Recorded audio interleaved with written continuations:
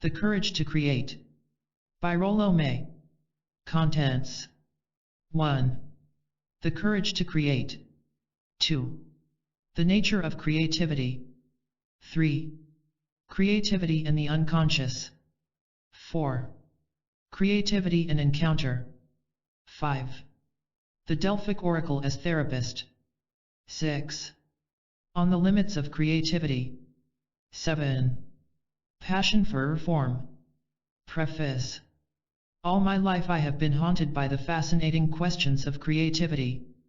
Why does an original idea in science and in art pop up from the unconscious at a given moment?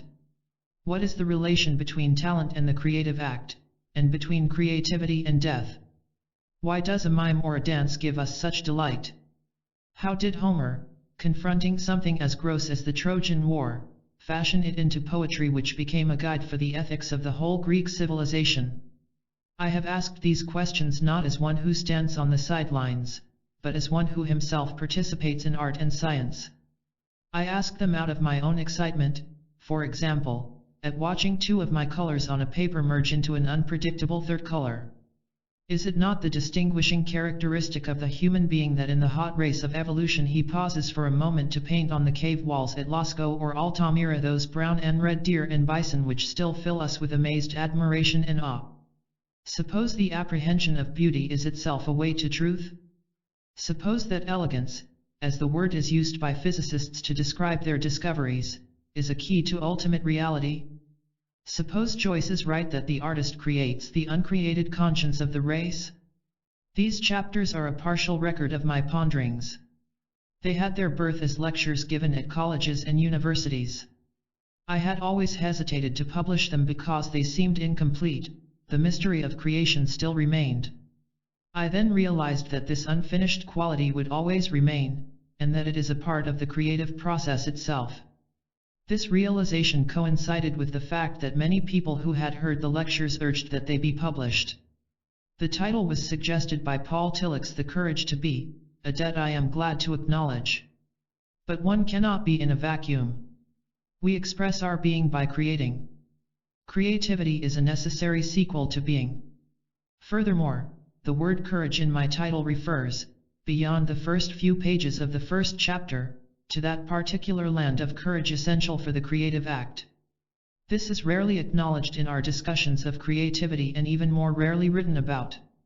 I want to express my gratitude to several friends who have read all or part of the manuscript and have discussed it with me: Anne Hyde, Magda Deans, and Eleanor Roberts. More than is usually the case, this book was a delight to compile, for it gave me cause to ponder all these questions over again. I only hope the book gives as much pleasure to the reader as it did to me in the compiling of it. Rollo May. Holderness, New Hampshire. 1. The Courage to Create. We are living at a time when one age is dying and the new age is not yet born.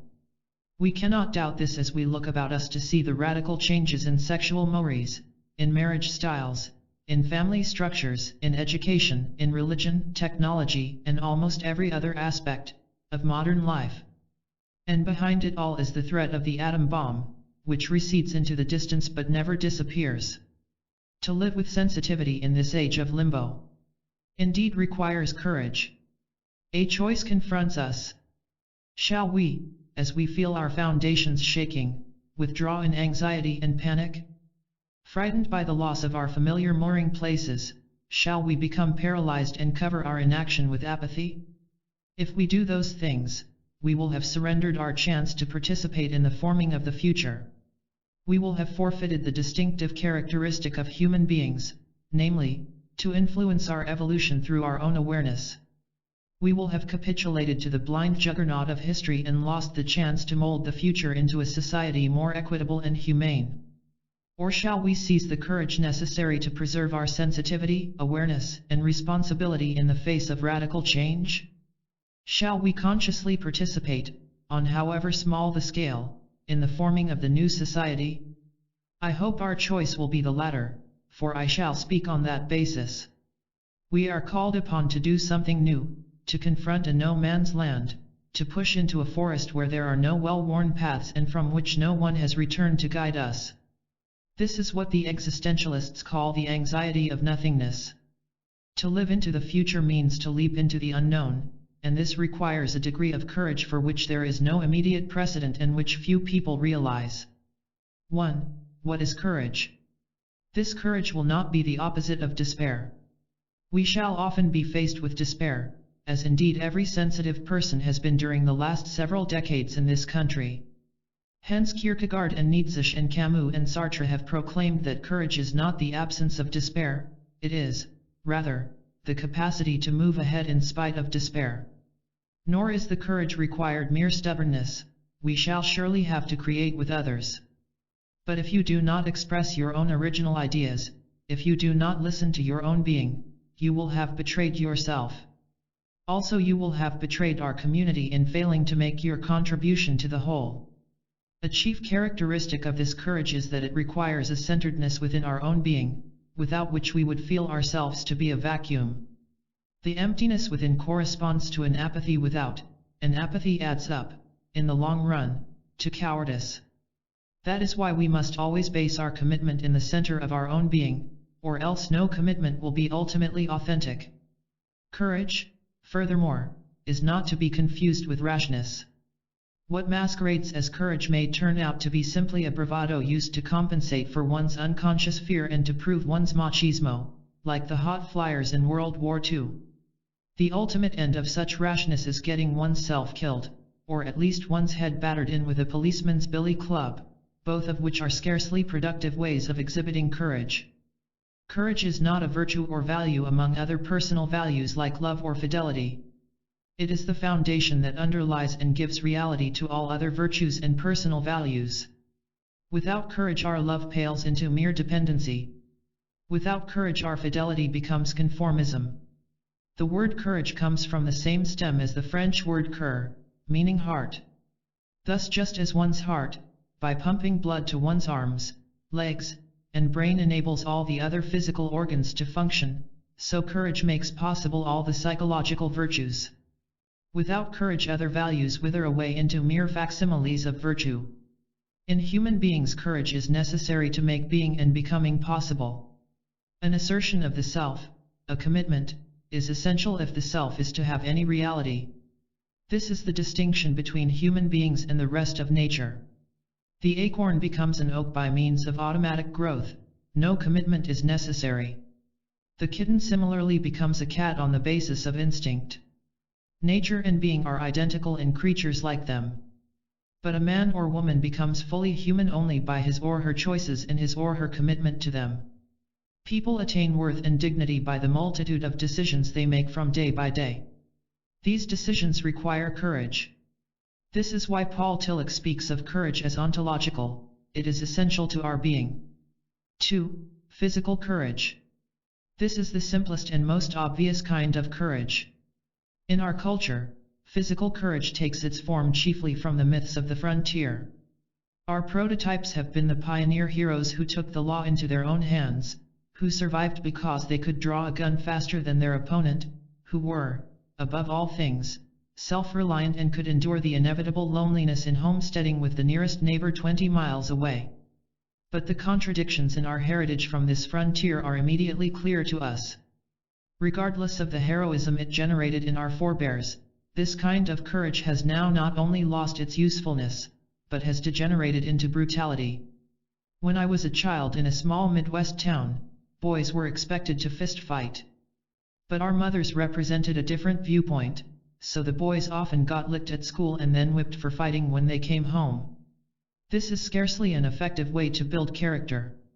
As a psychoanalyst, I hear time and again of men who had been sensitive as boys and who could not learn to pound others into submission, consequently, they go through life with the conviction that they are cowards. America is among the most violent of the so-called civilized nations. Our homicide rate is 3 to 10 times higher than that of the nations of Europe. An important cause of this is the influence of that frontier brutality of which we are the heirs. We need a new kind of physical courage that will neither run rampant in violence nor require our assertion of egocentric power over other people. I propose a new form of courage of the body, the use of the body not for the development of musclemen, but for the cultivation of sensitivity. This will mean the development of the capacity to listen with the body. It will be, as Nietzsche remarked, a learning to think with the body. It will be a valuing of the body as the means of empathy with others, as expression of the self as a thing of beauty and as a rich source of pleasure. Such a view of the body is already emerging in America through the influence of yoga, meditation, Zen Buddhism, and other religious psychologies from the Orient. In these traditions, the body is not condemned, but is valued as a source of justified pride. I propose this for our consideration as the kind of physical courage we will need for the new society toward which we are moving. 3. Moral courage. A second kind of courage is moral courage. The persons I have known, or have known of, who have great moral courage have generally abhorred violence. Take, for example, Alexander Solzhenitsyn, the Russian author who stood up alone against the might of the Soviet bureaucracy in protest against the inhuman and cruel treatment of men and women in Russian prison camps. His numerous books, written in the best prose of modern Russia, cry out against the crushing of any person, whether physically, psychologically, or spiritually. His moral courage stands out the more clearly since he is not a liberal, but a Russian nationalist. He became the symbol of a value lost sight of in a confused world, that the innate worth of a human being must be revered solely because of his or her humanity and regardless of his or her politics. A Dostoevskian character out of old Russia, as Stanley Kunitz describes him, Solzhenitsyn proclaimed, "I would gladly give my life if it would advance the cause of truth." Apprehended by the Soviet police, he was taken to prison. The story is told that he was disrobed and marched out before a firing squad. The purpose of the police was to scare him to death if they could not silence him psychologically. Their bullets were blanks.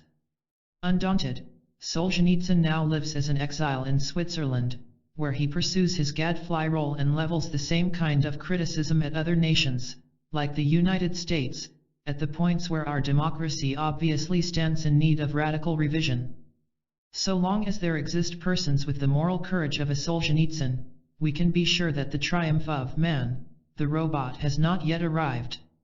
Solzhenitsyn's courage, like that of many persons of similar moral valor, arose not only out of his audaciousness, but also out of his compassion for the human suffering he saw about him during his own sentence in the Soviet prison camp. It is highly significant, and indeed almost a rule, that moral courage has its source in such identification through one's own sensitivity with the suffering of one's fellow human beings. I am tempted to call this perceptual courage because it depends on one's capacity to perceive, to let oneself see the suffering of other people. If we let ourselves experience the evil, we will be forced to do something about it. It is a truth, recognizable in all of us, that when we don't want to become involved, when we don't want to confront even the issue of whether or not we'll come to the aid of someone who is being unjustly treated, we block off our perception, we blind ourselves to the other's suffering, we cut off our empathy with the person needing help. Hence the most prevalent form of cowardice in our day hides behind the statement "I did not want to become involved." 4. Social courage. The third kind of courage is the opposite to the just described apathy. I call it social courage. It is the courage to relate to other human beings, the capacity to risk oneself in the hope of achieving meaningful intimacy.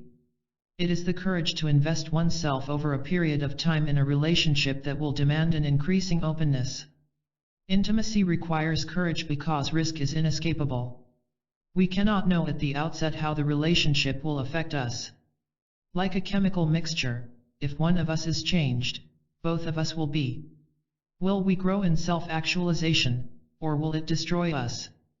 The one thing we can be certain of is that if we let ourselves fully into the relationship for good or evil, we will not come out unaffected. A common practice in our day is to avoid working up the courage required for authentic intimacy by shifting the issue to the body, making it a matter of simple physical courage. It is easier in our society to be naked physically than to be naked psychologically or spiritually, easier to share our body than to share our fantasies, hopes, fears, and aspirations, which are felt to be more personal and the sharing of which is experienced as making us more vulnerable. For curious reasons we are shy about sharing the things that matter most. Hence people short-circuit the more dangerous building of a relationship by leaping immediately into bed. After all, the body is an object and can be treated mechanically. But intimacy that begins and remains on the physical level tends to become inauthentic, and we later find ourselves fleeing from the emptiness. Authentic social courage requires intimacy on the many levels of the personality simultaneously. Only by doing this can one overcome personal alienation. No wonder the meeting of new persons brings a throb of anxiety as well as the joy of expectation, and as we go deeper into the relationship, each new depth is marked by some new joy and new anxiety. Each meeting can be a harbinger of an unknown fate in store for us, but also a stimulus toward the exciting pleasure of authentically knowing another person. Social courage requires the confronting of two different kinds of fear. These were beautifully described by one of the early psychoanalysts, Otto Rank. The first he calls the life fear. This is the fear of living autonomously, the fear of being abandoned, the need for dependency on someone else. It shows itself in the need to throw oneself so completely into a relationship that one has no self left with which to relate. One becomes, in effect, a reflection of the person he or she loves, which sooner or later becomes boring to the partner. This is the fear of self-actualization, as Rank described it. Living some 40 years before the days of women's liberation, Rank averred that this kind of fear was most typical of women. The opposite fear Rank called the death fear. This is the fear of being totally absorbed by the other, the fear of losing oneself and one's autonomy, the fear of having one's independence taken away. This, said Rank, is the fear most associated with men, for they seek to keep the back door open to beat a hasty retreat in case the relationship becomes too intimate. Actually, if Rank had lived on into our day, he would have agreed that both kinds of fear have to be confronted, in varying proportions to be sure, by both men and women. All our lives we oscillate between these two fears. They are, indeed, the forms of anxiety that lie in wait for anyone who cares for another. But the confronting of these two fears, and the awareness that one grows not only by being oneself but also by participating in other selves, is necessary if we are to move toward self-realization. Albert Camus, in Exile and the Kingdom, wrote a story that illustrates these two opposite kinds of courage. The Artist at Work is a tale of a poor Parisian painter who could scarcely get enough money to buy bread for his wife and children. When the artist is on his deathbed, his best friend finds the canvas on which the painter was working. It is blank except for one word, unclearly written and in very small letters, that appears in the center. The word can either be solitary, being alone, keeping one's distance from events, maintaining the peace of mind necessary for listening to one's deeper self. Or it can be solidary, living in the marketplace, solidarity, involvement, or identifying with the masses, as Karl Marx put it. Opposites though they are, both solitude and solidarity are essential if the artist is to produce works that are not only significant to his or her age, but that will also speak to future generations. 5. One paradox of courage. A curious paradox characteristic of every kind of courage here confronts us. It is the seeming contradiction that we must be fully committed, but we must also be aware at the same time that we might possibly be wrong. This dialectic relationship between conviction and doubt is characteristic of the highest types of courage, and gives the lie to the simplistic definitions that identify courage with mere growth. People who claim to be absolutely convinced that their stand is the only right one are dangerous. Such conviction is the essence not only of dogmatism, but of its more destructive cousin, fanaticism. It blocks off the user from learning new truth, and it is a dead giveaway of unconscious doubt. The person then has to double his or her protests in order to quiet not only the opposition but his or her own unconscious doubts as well. Whenever I heard, as we all did often during the Nixon-Watergate days, the "I am absolutely convinced" tone or the "I want to make this absolutely clear" statement emanating from the White House, I braced myself, for I knew that some dishonesty was being perpetrated by the telltale sign of overemphasis. Shakespeare aptly said, "The lady or the politician doth protest too much, methinks." In such a time, one longs for the presence of a leader like Lincoln, who openly admitted his doubts and as openly preserved his commitment, It is infinitely safer to know that the man at the top has his doubts, as you and I have ours, yet has the courage to move ahead in spite of these doubts. In contrast to the fanatic who has stockaded himself against new truth, the person with the courage to believe and at the same time to admit his doubts is flexible and open to new learning. Paul Cézanne strongly believed that he was discovering and painting a new form of space which would radically influence the future of art, yet he was at the same time filled with painful and ever-present doubts. The relationship between commitment and doubt is by no means an antagonistic one. Commitment is healthiest when it is not without doubt, but in spite of doubt. To believe fully and at the same moment to have doubts is not at all a contradiction. It presupposes a greater respect for truth, an awareness that truth always goes beyond anything that can be said or done at any given moment. To every thesis there is an antithesis, and to this there is a synthesis. Truth is thus a never-dying process. We then know the meaning of the statement attributed to Leibniz, "I would walk 20 miles to listen to my worst enemy if I could learn something." 6. Creative courage. This brings us to the most important kind of courage of all. Whereas moral courage is the righting of wrongs, creative courage, in contrast, is the discovering of new forms, new symbols, new patterns on which a new society can be built. Every profession can and does require some creative courage. In our day, technology and engineering, diplomacy, business, and certainly teaching, all of these professions and scores of others are in the midst of radical change and require courageous persons to appreciate and direct this change. The need for creative courage is in direct proportion to the degree of change the profession is undergoing.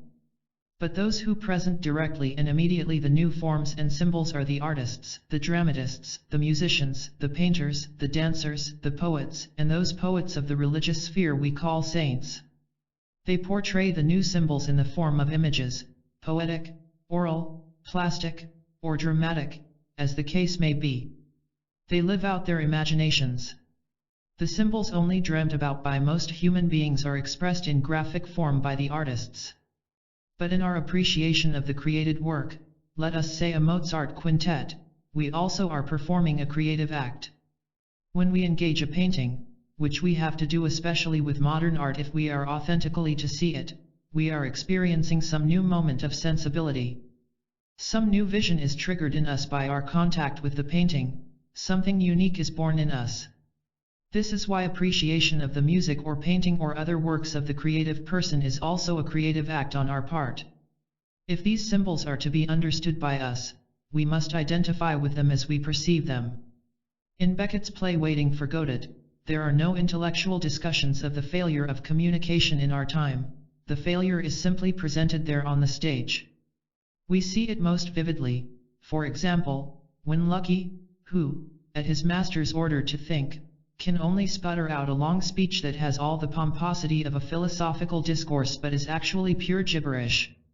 As we involve ourselves more and more in the drama, we see represented on stage, larger than life, our general human failure to communicate authentically. We see on the stage, in Beckett's play, the lone, bare tree, symbolic of the lone, bare relationship the two men have as they wait together for a Godot who never appears, and it elicits from us a similar sense of the alienation that we and multitudes of others experience. The fact that most people have no clear awareness of their alienation only makes this condition more powerful. In Eugene O'Neill's The Iceman Cometh, there are no explicit discussions of the disintegration of our society. It is shown as a reality in the drama. The nobility of the human species is not talked about, but is presented as a vacuum on the stage. Because this nobility is such a vivid absence, an emptiness that fills the play, you leave the theatre with a profound sense of the importance of being human, as you do after having seen Macbeth or King Lear. O'Neill's capacity to communicate that experience places him among the significant tragedians of history. Artists can portray these experiences in music or words or clay or marble or on canvas because they express what Jung calls the collective unconscious. This phrase may not be the most felicitous, but we know that each of us carries in varied dimensions of our being some basic forms, partly generic and partly experiential in origin. It is these the artist expresses. Thus the artists, in which term I hereafter include the poets, musicians, dramatists, plastic artists, as well as saints, are a do line, to use McLuhan's phrase. They give us a distant early warning of what is happening to our culture. In the art of our day we see symbols galore of alienation and anxiety. But at the same time there is form amid discord, beauty amid ugliness, some human love in the midst of hatred, a love that temporarily triumphs over death but always loses out in the long run. The artists thus express the spiritual meaning of their culture. Our problem is, can we read their meaning aright? Take Giotto in what is called the Little Renaissance, which burgeoned in the 14th century. In contrast to the two-dimensional medieval mosaics, Giotto presents a new way of seeing life and nature. He gives his paintings 3 dimensions, and we now see human beings and animals expressing and calling forth from us such specific human emotions as care, or pity, or grief, or joy. In the previous, two-dimensional mosaics in the churches of the Middle Ages, we feel no human being is necessary to see them, they have their own relationship to God. But in Giotto, a human being viewing the picture is required, and this human being must take his stance as an individual in relation to the picture. Thus the new humanism and the new relation to nature that were to become central in the Renaissance are here born, 100 years before the Renaissance proper. In our endeavor to grasp these symbols of art, we find ourselves in a realm that beggars our usual conscious thinking. Our task is quite beyond the reach of logic. It brings us to an area in which there are many paradoxes. Take the idea expressed in Shakespeare's 4 lines at the end of Sonnet 64. Ruin hath taught me thus to ruminate. That time will come and take my love away. This thought is as a death, which cannot choose but weep to have that which it fears to lose. If you have been trained to accept the logic of our society, you will ask, why does he have to weep to have his love? Why can he not enjoy his love? Thus our logic pushes us always toward adjustment, an adjustment to a crazy world and to a crazy life. And worse yet, we cut ourselves off from understanding the profound depths of experience that Shakespeare is here expressing. We have all had such experiences, but we tend to cover them over. We may look at an autumn tree so beautiful in its brilliant colors that we feel like weeping, or we may hear music so lovely that we are overcome with sadness. The craven thought then creeps into our consciousness that maybe it would have been better not to have seen the tree at all or not to have heard the music. Then we wouldn't be faced with this uncomfortable paradox knowing that time will come and take my love away, that everything we love will die. But the essence of being human is that, in the brief moment we exist on this spinning planet, we can love some persons and some things, in spite of the fact that time and death will ultimately claim us all. That we yearn to stretch the brief moment, to postpone our death a year or so is surely understandable. But such postponement is bound to be a frustrating and ultimately a losing battle. By the creative act, however, we are able to reach beyond our own death. This is why creativity is so important and why we need to confront the problem of the relationship between creativity and death. Consider James Joyce, who is often cited as the greatest of modern novelists.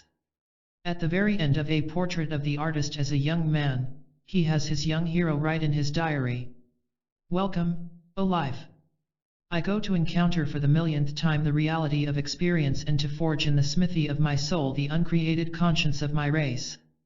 What a rich and profound statement that is, I go to encounter for the millionth time. In other words, every creative encounter is a new event, every time requires another assertion of courage. What Kierkegaard said about love is also true of creativity, every person must start at the beginning. And to encounter the reality of experience is surely the basis for all creativity. The task will be to forge in the smithy of my soul, as arduous as the blacksmith's task of bending red-hot iron in his smithy to make something of value for human life. But note especially the last words, to forge the uncreated conscience of my race.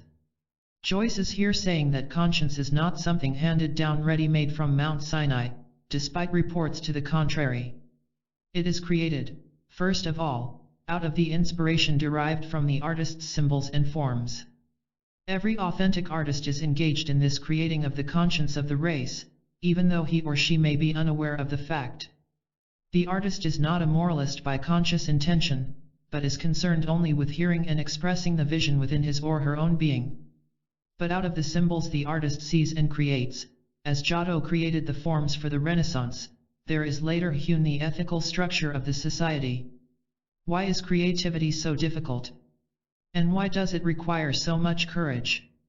Is it not simply a matter of clearing away the dead forms, the defunct symbols and the myths that have become lifeless?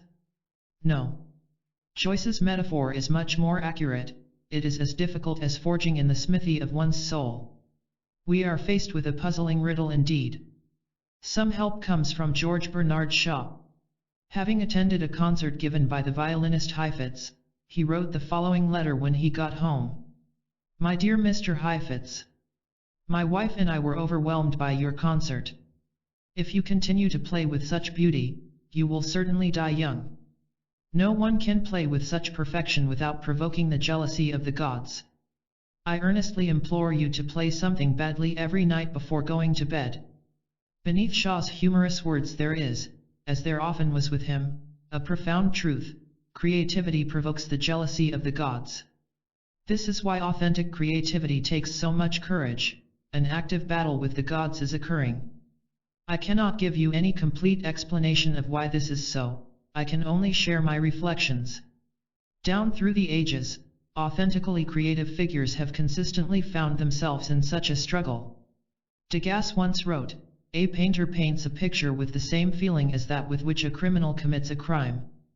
In Judaism and Christianity, the second of the 10 Commandments adjures us, "You shall not make yourself a graven image, or any likeness of anything that is in the heavens above, or that is in the earth beneath, or that is in the water under the earth." I am aware that the ostensible purpose of this commandment was to protect the Jewish people from idol worship in those idol-strewn times. But the commandment also expresses the timeless fear that every society harbors of its artists, poets, and saints. For they are the ones who threaten the status quo, which each society is devoted to protecting. It is clearest in the struggles occurring in Russia to control the utterances of the poets and the styles of the artists, but it is true also in our own country, if not so blatant. Yet in spite of this divine prohibition, and despite the courage necessary to flout it, countless Jews and Christians through the ages have devoted themselves to painting and sculpting and have continued to make graven images and produce symbols in one form or another. Many of them have had the same experience of a battle with the gods. A host of other riddles, which I can only cite without comment, are bound up with this major one. One is that genius and psychosis are so close to each other. Another is that creativity carries such an inexplicable guilt feeling. A third is that so many artists and poets commit suicide, and often at the very height of their achievement.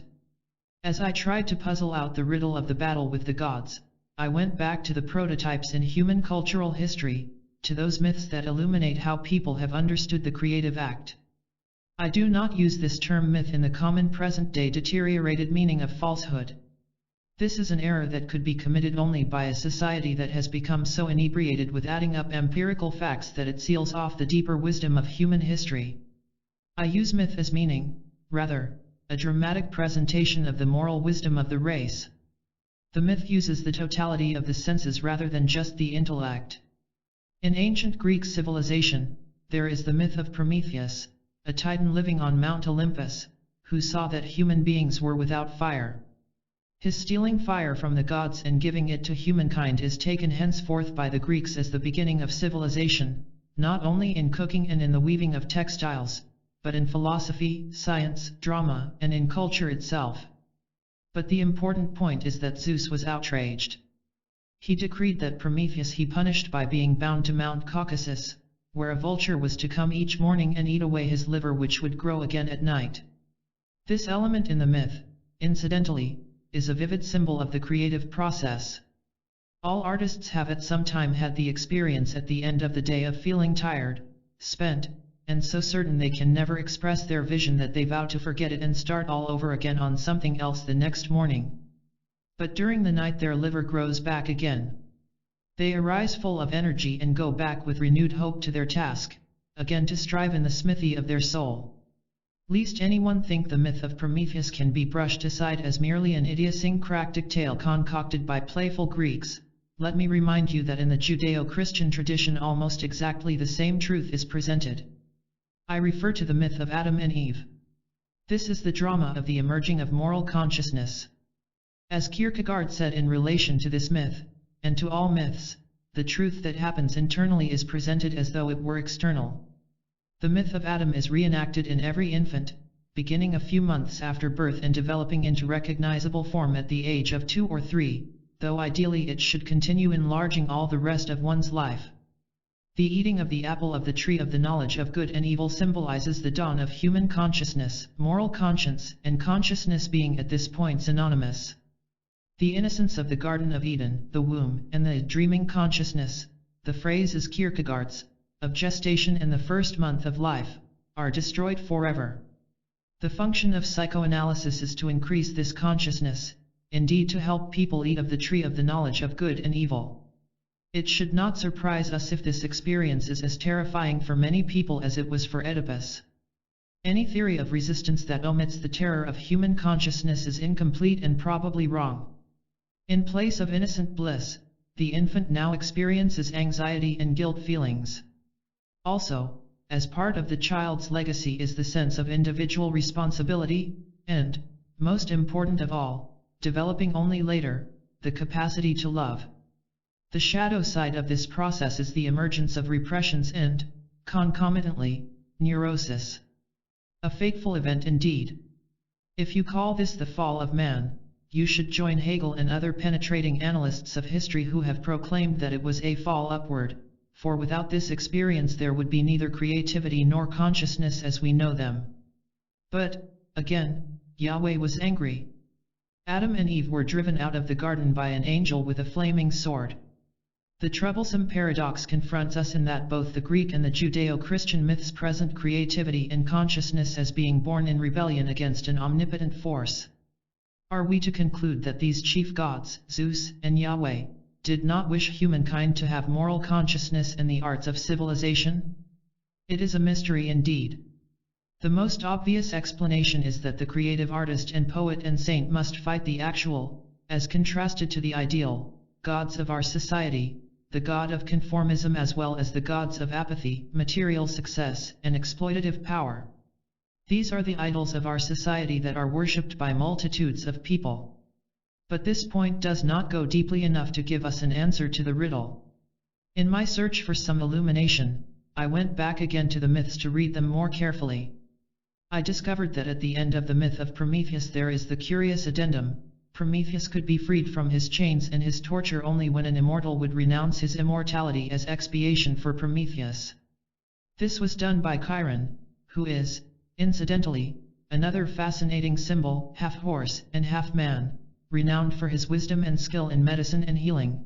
He brought up Asclepius, the god of medicine. This conclusion to the myth tells us that the riddle is connected with the problem of death. The same with Adam and Eve.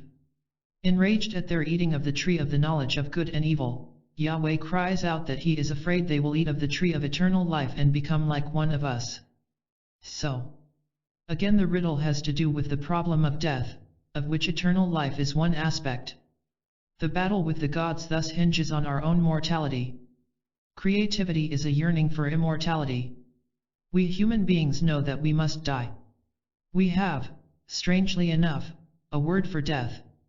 We know that each of us must develop the courage to confront death. Yet we also must rebel and struggle against it. Creativity comes from this struggle. Out of the rebellion the creative act is born. Creativity is not merely the innocent spontaneity of our youth and childhood, it must also be married to the passion of the adult human being, which is a passion to live beyond one's death. Michelangelo's writhing, unfinished statues of slaves, struggling in their prisons of stone, are the most fitting symbol for our human condition. When I use the word rebel for the artist, I do not refer to revolutionary or to such things as taking over the dean's office. That is a different matter.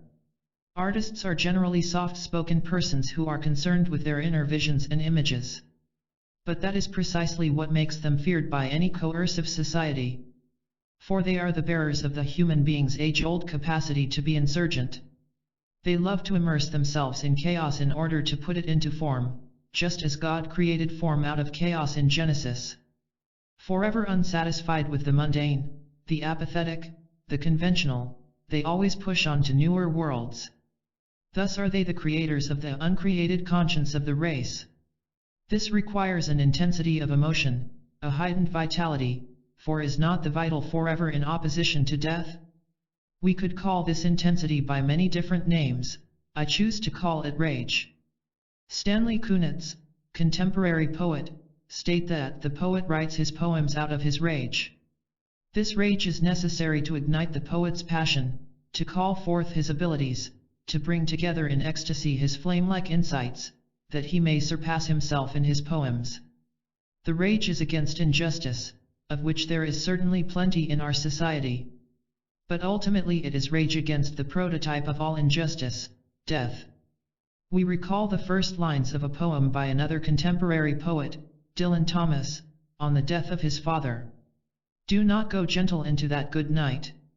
Old age should bum and rave at close of day, rage, rage against the dying of the light. And the poem ends.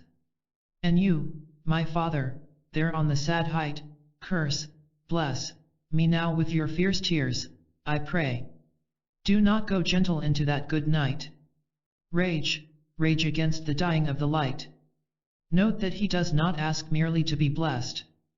Curse, me, with your fierce tears. Note also that it is Dylan Thomas, and not his father, who writes the poem. The father had to confront death and in some way accept it. But the son expresses the eternally insurgent spirit, and as a result we have the piercing elegance of this poem. This rage has nothing at all to do with rational concepts of death, in which we stand outside the experience of death and make objective, statistical comments about it. That always has to do with someone else's death, not our own. We all know that each generation, whether of leaves or grass or human beings or any living things, must die in order for a new generation be born. I am speaking of death in a different sense. A child has a dog, and the dog dies. The child's grief is mixed with deep anger. If someone tries to explain death in the objective, evolutionary way to him, everything dies, and dogs die sooner than human beings, he may well strike out against the explainer. The child probably knows all that anyway. His real sense of loss and betrayal comes from the fact that his love for his dog and the dog's devotion to him are now gone. It is the personal, subjective experience of death of which I am speaking. As we grow older we learn how to understand each other better. Hopefully, we learn also to love more authentically. Understanding and love require a wisdom that comes only with age. But at the highest point in the development of that wisdom, we will be blotted out. No longer will we see the trees turning scarlet in the autumn. No longer will we see the grass pushing up so tenderly in the spring. Each of us will become only a memory that will grow fainter every year. This most difficult of truths is put by another modern poet, Marianne Moore, into these words. What is our innocence? What is our guilt? All are naked, none is safe. And whence is courage? And then, after considering death and how we can confront it, she ends her poem. So he who strongly feels, behaves. The very bird, grown taller as he sings, steals his form straight up. Though he is captive, his mighty singing says, satisfaction is a lowly thing. How pure a thing is joy! This is mortality, this is eternity. Thus mortality is at last brought into antiphony with its opposite, eternity. For many people the relating of rebellion to religion will be a hard truth. It brings with it the final paradox. In religion, it is not the sycophants or those who cling most faithfully to the status quo who are ultimately praised. It is the insurgents. Recall how often in human history the saint and the rebel have been the same person. Socrates was a rebel, and he was sentenced to drink hemlock. Jesus was a rebel, and he was crucified for it. Joan of Arc was a rebel, and she was burned at the stake. Yet each of these figures and hundreds like them, though ostracized by their contemporaries, were recognized and worshipped by the following ages as having made the most significant creative contributions in ethics and religion to civilization. Those we call saints rebelled against an outmoded and inadequate form of God on the basis of their new insights into divinity. The teachings that led to their deaths raised the ethical and spiritual levels of their societies. They were aware that Zeus, the jealous god of Mount Olympus, would no longer do. Hence Prometheus stands for a religion of compassion.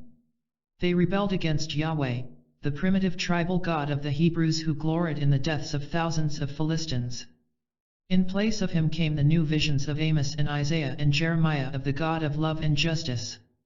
Their rebellion was motivated by new insights into the meaning of godliness. They rebelled, as Paul Tillich has so beautifully stated, against God in the name of the God beyond God. The continuous emergence of the God beyond God is the mark of creative courage in the religious sphere. Whatever sphere we may be in, there is a profound joy in the realization that we are helping to form the structure of the new world. This is creative courage, however minor or fortuitous our creations may be. We can then say, with Joyce, welcome, O life. We go for the millionth time to forge in the smithy of our souls the uncreated conscience of the race. 2. The nature of creativity. When we examine the psychological studies and writings on creativity over the past 50 years, the first thing that strikes us is the general paucity of material and the inadequacy of the work. In academic psychology after the time of William James and during the first half of this century, the subject was generally avoided as unscientific, mysterious, disturbing, and too corruptive of the scientific training of graduate students. And when some studies of creativity actually were made, they dealt with areas so peripheral that creative people themselves felt they had next to nothing to do with real creativity. Essentially, we have come up with truisms or irrelevancies at which the artists and poets smile and about which they say, interesting, yes. But that's not what goes on within me in the creative act. Fortunately, during the last 20 years a change has been occurring, but it is still true that creativity is a stepchild of psychology. And in psychoanalysis and depth psychology the situation has been little better. I well recall an incident of some 20 years ago that brought vividly home to me the oversimplification and inadequacy of the depth psychology theories of creativity. One summer I was traveling with a group of 17 artists through Central Europe, studying and painting peasant art. While we were in Vienna, Alfred Adler, whom I had known and whose summer school I had attended, invited us all to his home for a private lecture. In the course of his lecture, in his parlor, Adler touched upon his compensatory theory of creativity, that human beings produce art, science, and other aspects of culture to compensate for their own inadequacies. The oyster producing the pearl to cover up the grain of sand intruding into its shell is often cited as a simple illustration. Beethoven's deafness was one of the many famous examples Adler cited, showing how highly creative individuals compensate for some defect or organ inferiority by their creative acts. Adler also believed that civilization was created by human beings to compensate for their relatively weak position on this unfriendly crust of earth as well as for their inadequacy of tooth and claw in the animal world. Then Adler, having entirely forgotten he was addressing a group of artists, looked around the room and remarked, "Since I see that very few of you are wearing glasses, I assume that you are not interested in art." The oversimplification this theory of compensation is subject to was thus dramatically exposed. The theory does have some merit and is one of the important hypotheses that must be considered by students in the field. But its error is that it does not deal with the creative process as such. Compensatory trends in an individual will influence the forms his or her creating will take, but they do not explain the process of creativity itself. Compensatory needs influence the particular bent or direction in culture or science, but they do not explain the creation of the culture or science. Because of this I learned very early in my psychological career to regard with a good deal of skepticism current theories explaining creativity. And I learned always to ask the question, does the theory deal with creativity itself, or does it deal only with some artifact, some partial, peripheral aspect, of the creative act? The other widely current psychoanalytic theories about creativity have two characteristics. First, they are reductive, that is, they reduce creativity to some other process. Second, they generally make it specifically an expression of neurotic patterns. The usual definition of creativity in psychoanalytic circles is regression in the service of the ego. Immediately the term regression indicates the reductive approach. I emphatically disagree with the implication that creativity is to be understood by reducing it to some other process, or that it is essentially an expression of neurosis. Creativity is certainly associated with serious psychological problems in our particular culture. Van Gogh went psychotic, Gauguin seems to have been schizoid, Poe was alcoholic, and Virginia Woolf was seriously depressed. Obviously, creativity and originality are associated with persons who do not fit into their culture. But this does not necessarily mean that the creativity is the product of the neurosis. The association of creativity with neurosis presents us with a dilemma, namely, if by psychoanalysis we cured the artists of their neuroses, would they no longer create? This dichotomy, as well as many others, arises from the reductive theories. Furthermore, if we create out of some transfer of affect or drive, as implied in sublimation, or if our creativity is merely the byproduct of an endeavor to accomplish something else, as in compensation, does not our very creative act then have only a pseudo-value? We must indeed take a strong stand against the implications, however they may creep in, that talent is a disease and creativity is a neurosis. 1. What is creativity? When we define creativity, we must make the distinction between its pseudo-forms, on the one hand, that is, creativity as a superficial aestheticism, and, on the other, its authentic form, that is, the process of bringing something new into being. The crucial distinction is between art as artificiality, as an artifice or artful, and genuine art. This is a distinction that artists and philosophers have struggled all through the centuries to make clear. Plato, for example, demoted his poets and his artists down to the sixth circle of reality because, he said, they deal only with appearances and not with reality itself. He was referring to art as decoration, a way of making life prettier, a dealing with semblances. But in his later, beautiful dialogue, The Symposium, he described what he called the true artists, namely, those who give birth to some new reality. These poets and other creative persons are the ones who express being itself, he held. As I would put it, these are the ones who enlarge human consciousness. Their creativity is the most basic manifestation of a man or woman fulfilling his or her own being in the world.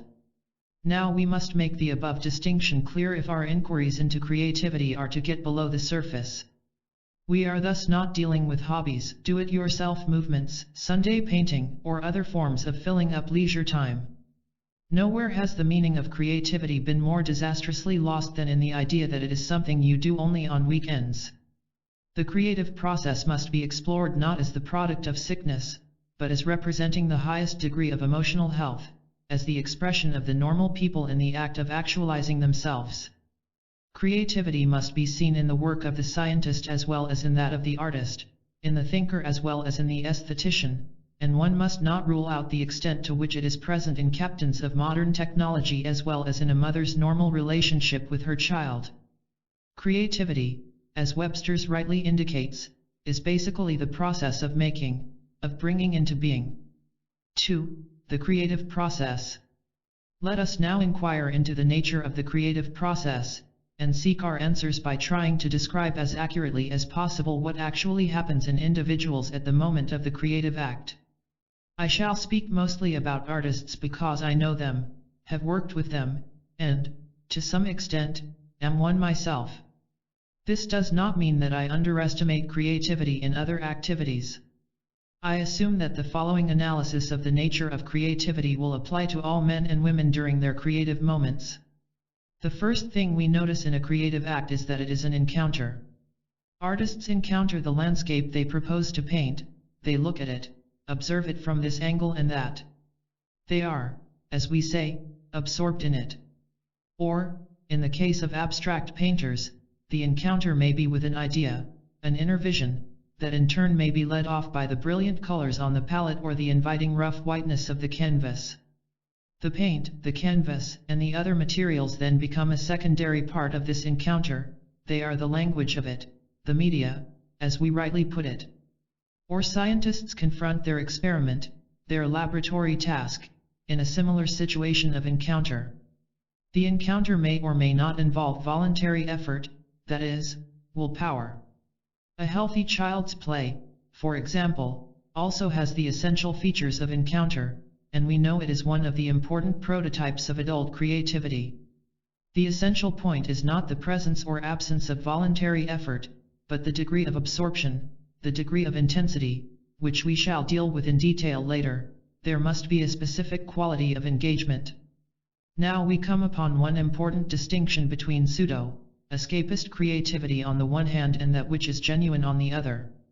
Escapist creativity is that which lacks encounter. This was illustrated vividly to me when I worked with a young man in psychoanalysis. A talented professional, this man had rich and varied creative potentialities, but he always stopped just short of actualizing them. He would suddenly get the idea for an excellent story, would work it out in his mind to a full outline which could have then been written up without much further ado, and would relish and enjoy the ecstasy of the experience. Then he would stop there, writing down nothing at all. It was as though the experience of seeing himself as one who was able to write, as being just about to write, had within it what he was really seeking and brought its own reward. Hence he never actually created. This was a fairly baffling problem to him and to me. We had analyzed many aspects of it.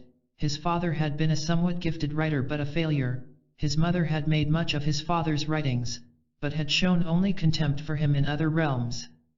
The young man, an only child, had been pampered and overprotected by his mother and often had been shown preference over his father, for instance, by being served special food at meals. The patient was clearly competing with his father, and faced a dire threat if he should succeed. All this and more we had analyzed in some detail. A vital link of experience, however, was missing. One day the patient came in to announce that he had made an exciting discovery. The evening before, while reading, he had gotten his customary sudden creative flow of ideas for a story and had taken his usual pleasure in the fact. At the same time he had had a peculiar sexual feeling. He had then recalled for the first time that he had always had this sexual feeling at precisely such an abortively creative moment. I shall not go into the complex analysis of the associations, which demonstrated that this sexual feeling was both a desire for comfort and sensual gratification of a passive sort and a desire for the unconditional admiration of any woman. I only wish to indicate that the upshot was clearly that his creative bursts of ideas were ways of getting admiration, gratification from his mother, that he needed to show mother and other women what a fine, gifted person he was. And once he had done that by getting the beautiful, lofty visions, he had achieved what he wanted. He was not really interested in this context in creating, but in being about to create.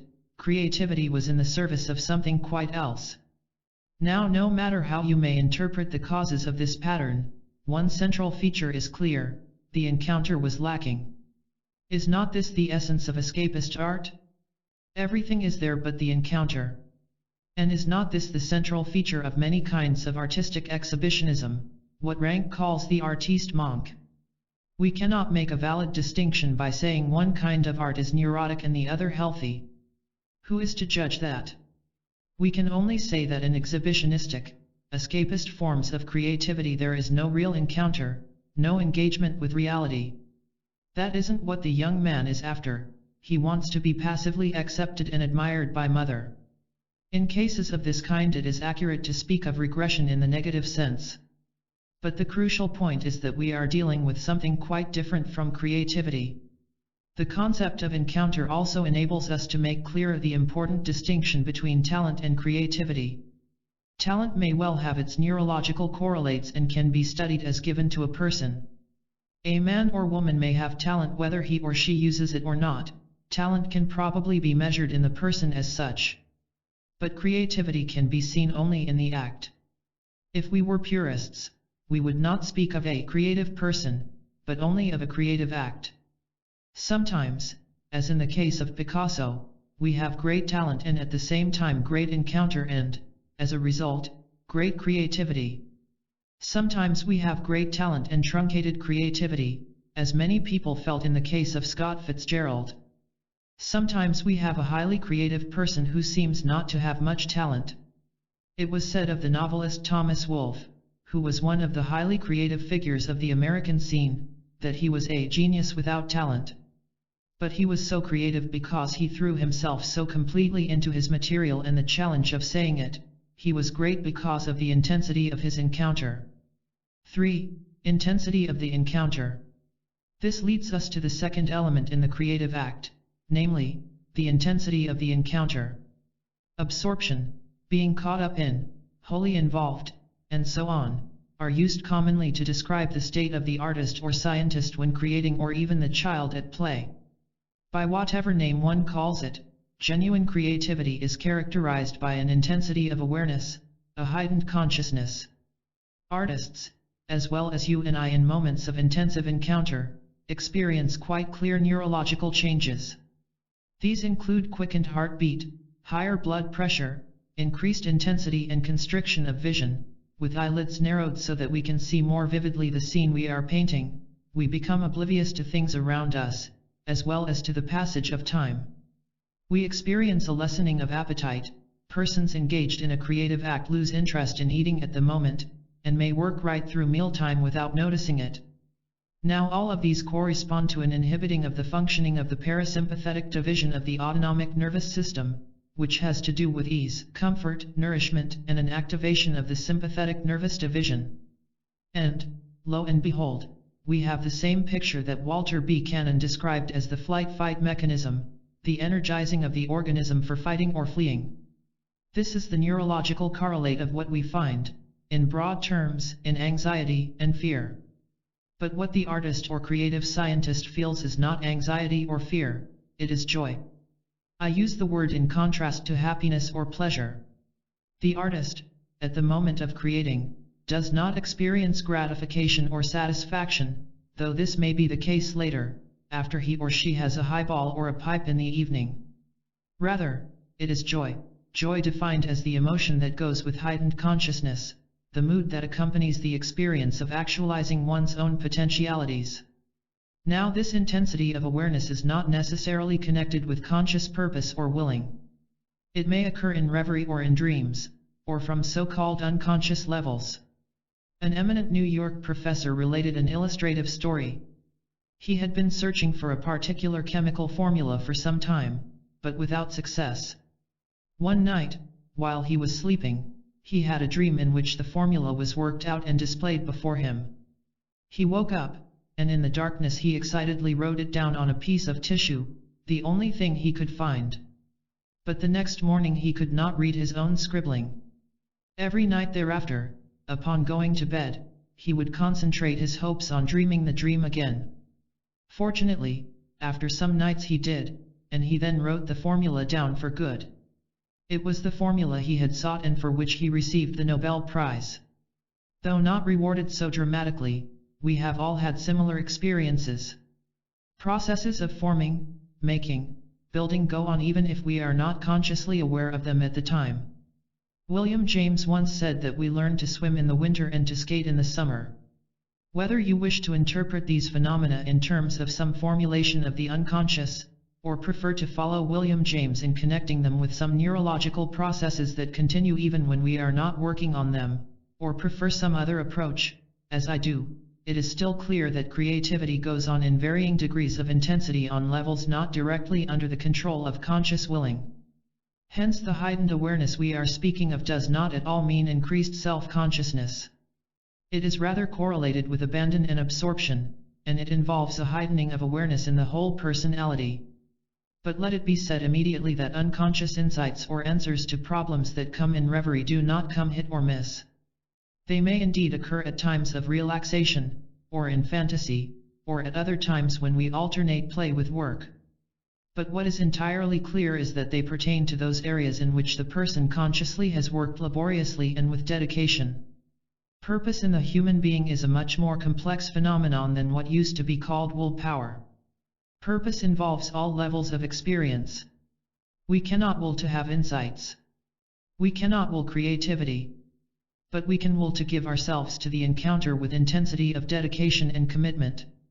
The deeper aspects of awareness are activated to the extent that the person is committed to the encounter. We must also point out that this intensity of encounter is not to be identified with what is called the Dionysian aspect of creativity. You will find this word Dionysian used often in books on creative works. Taken from the name of the Greek god of intoxication and other forms of ecstasy, the term refers to the upsurge of vitality, the abandon, which characterized the ancient orgiastic revels of Dionysus. Nietzsche, in his important book The Birth of Tragedy, cites the Dionysian principle of surging vitality and the Apollonian principle of form and rational order as the two dialectical principles that operate in creativity. This dichotomy is assumed by many students and writers. The Dionysian aspect of intensity can be studied psychoanalytically easily enough. Probably almost every artist has tried at some time or other to paint while under the influence of alcohol. What happens generally is what one would expect, and it happens in proportion to how much alcohol is consumed, namely, that the artist thinks he or she is doing wonderful stuff, indeed much better than usual, but in actual fact, as is noted the next morning while looking at the picture, has really performed less well than usual. Certainly Dionysian periods of abandon are valuable, particularly in our mechanized civilization where creativity and the arts are all but starved to death by the routine of punching clocks and attending endless committee meetings, and by the pressures to produce ever greater quantities of papers and books, pressures that have infested the academic world more lethally than the industrial world. I long for the health-giving effects of the periods of carnival, such as they still have in the Mediterranean countries.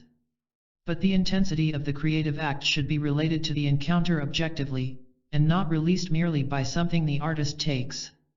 Alcohol is a depressant, and possibly necessary in an industrial civilization, but when one needs it regularly to feel free of inhibitions, he or she is misnaming the problem. The issue really is why the inhibitions are there in the first place. The psychological studies of the upsurge of vitality and other effects that occur when such drugs are taken are exceedingly interesting, but one must sharply distinguish this from the intensity that accompanies the encounter itself. The encounter is not something that occurs merely because we ourselves have subjectively changed. It represents, rather, a real relationship with the objective world. The important and profound aspect of the Dionysian principle is that of ecstasy. It was in connection with Dionysian revels that Greek drama was developed, a magnificent summit of creativity which achieved a union of form and passion with order and vitality. Ecstasy is the technical term for the process in which this union occurs. The topic of ecstasy is one to which we should give more active attention in psychology. I use the word, of course, not in its popular and cheapened sense of hysteria, but in its historical, etymological sense of ecstasis, that is, literally to stand out from, to be freed from the usual split between subject and object which is a perpetual dichotomy in most human activity. Ecstasy is the accurate term for the intensity of consciousness that occurs in the creative act. But it is not to be thought of merely as a Bacchic letting go, it involves the total person, with the subconscious and unconscious acting in unity with the conscious. It is not, thus, irrational, it is, rather, suprarational. It brings intellectual, volitional, and emotional functions into play altogether. What I am saying may sound strange in the light of our traditional academic psychology. It should sound strange. Our traditional psychology has been founded on the dichotomy between subject and object which has been the central characteristic of Western thought for the past 4 centuries. Ludwig Binswanger calls this dichotomy the cancer of all psychology and psychiatry up to now when it is not avoided by behaviorism or operationalism, which would define experience only in objective terms. Nor is it avoided by isolating the creative experience as a purely subjective phenomenon. Most psychological and other modern schools of thought still assume this split without being aware of it. We have tended to set reason over against emotions, and have assumed, as an outgrowth of this dichotomy, that we could observe something most accurately if our emotions were not involved, that is to say, we would be least biased if we had no emotional stake at all in the matter at hand. I think this is an egregious error. There are now data in Rorschach responses, for example, that indicate that people can more accurately observe precisely when they are emotionally involved, that is, reason works better when emotions are present, the person sees sharper and more accurately when his emotions are engaged. Indeed, we cannot really see an object unless we have some emotional involvement with it. It may well be that reason works best in the state of ecstasy. The Dionysian and the Apollonian must be related to each other. Dionysian vitality rests on this question: what manner of encounter releases the vitality? What particular relation to landscape or inner vision or idea heightens the consciousness, brings forth the intensity? 4. Encounter as interrelating with the world. We arrive finally in analyzing the creative act in terms of the question: what is this intense encounter with? An encounter is always a meeting between two poles. The subjective pole is the conscious person in the creative act itself. But what is the objective pole of this dialectical relationship? I shall use a term that will sound too simple: it is the artist's or scientist's encounter with his world. I do not mean world as environment or as the sum total of things, nor do I refer at all to objects about a subject. World is the pattern of meaningful relations in which a person exists and in the design of which he or she participates. It has objective reality, to be sure, but it is not simply that. World is interrelated with the person at every moment.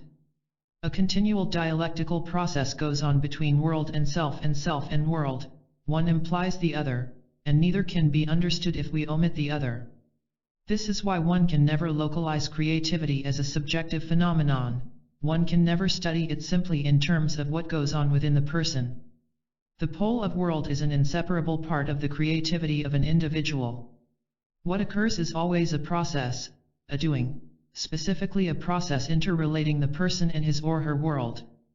How artists encounter their world is illustrated in the work of every genuinely creative painter. Out of the many possible examples of this, I shall choose the superb exhibition of the paintings of Mondrian shown at the Guggenheim Museum in New York in 1957-58. From his first realistic works in 1904 and 1905, all the way to his later geometrical rectangles and squares in the 1930s, one can see him struggling to find the underlying forms of the objects, particularly trees, that he was painting. He seems to have loved trees. The paintings around 1910, beginning somewhat like Cézanne, move further and further into the underlying meaning of tree. The trunk rises organically from the ground into which the roots have penetrated. The branches curve and bend into the trees and hills of the background in cubistic form, beautifully illustrative of what the underlying essence of tree is to most of us. Then we see Mondrian struggling more and more deeply to find the ground forms of nature. Now it is less tree and more the eternal geometric forms underlying all reality. Finally we see him pushing inexorably toward the squares and rectangles that are the ultimate form of purely abstract art. Impersonal? To be sure. The individual self is lost. But is this not precisely a reflection of Mondrian's world, the world of the decades of the 20s and 30s, the world in the period of emerging fascism, communism, conformism, military power, in which the individual not only feels lost, but is lost, alienated from nature and others as well as himself? Mondrian's paintings express creative strength in such a world, an affirmation in spite of the lostness of the individual. In this sense his work is a search for the foundation of individuality that can withstand these anti-human political developments. It is absurd to think of artists simply as painting nature, as though they were only anachronistic photographers of trees and lakes and mountains. For them, nature is a medium, a language by which they reveal their world. What genuine painters do is to reveal the underlying psychological and spiritual conditions of their relationship to their world. Thus in the works of a great painter we have a reflection of the emotional and spiritual condition of human beings in that period of history. If you wish to understand the psychological and spiritual temper of any historical period, you can do no better than to look long and searchingly at its art. For in the art the underlying spiritual meaning of the period is expressed directly in symbols. This is not because artists are didactic or set out to teach or to make propaganda. To the extent that they do, their power of expression is broken, their direct relation to the inarticulate, or, if you will, unconscious levels of the culture is destroyed. They have the power to reveal the underlying meaning of any period precisely because the essence of art is the powerful and alive encounter between the artist and his or her world. Nowhere was this encounter demonstrated more vividly than in the famous 75th anniversary exhibit of Picasso's works, presented in New York in 1957. Broader in temperament than Mondrian, Picasso is a spokesman for his time par excellence. Even in his early works around 1900, his vast talent was already visible. And in the stark, realistic paintings of peasants and poor people in the first decade of this century, his passionate relationship to human suffering was shown. You can then see the spiritual temper of each succeeding decade in his work. In the early 1920s, for example, we find Picasso painting classical Greek figures, particularly bathers by the sea. An aura of escapism hovers about these pictures in the exhibit. Was not the 1920s, the decade after the First World War, in reality a period of escapism in the Western world? Toward the end of the 20s and in the early 30s, these bathers by the sea become pieces of metal, mechanical, gray-blue curving steel. Beautiful indeed, but impersonal, unhuman. And here one was gripped in the exhibit with an ominous foreboding, the prediction of the beginning of the time when people were to become impersonal, objectivized, numbers. It was the ominous prediction of the beginnings of man, the robot. Then in 1937 comes the great painting Guernica, with figures torn apart, split from each other, all in stark white, gray, and black. It was Picasso's pained outrage against the inhumanity of the bombing of the helpless Spanish town of Guernica by fascist planes in the Spanish Revolution, but it is much more than that. It is the most vivid portrayal imaginable of the atomistic, split up, fragmentized state of contemporary human beings, and implies the conformism, emptiness, and despair that were to go along with this.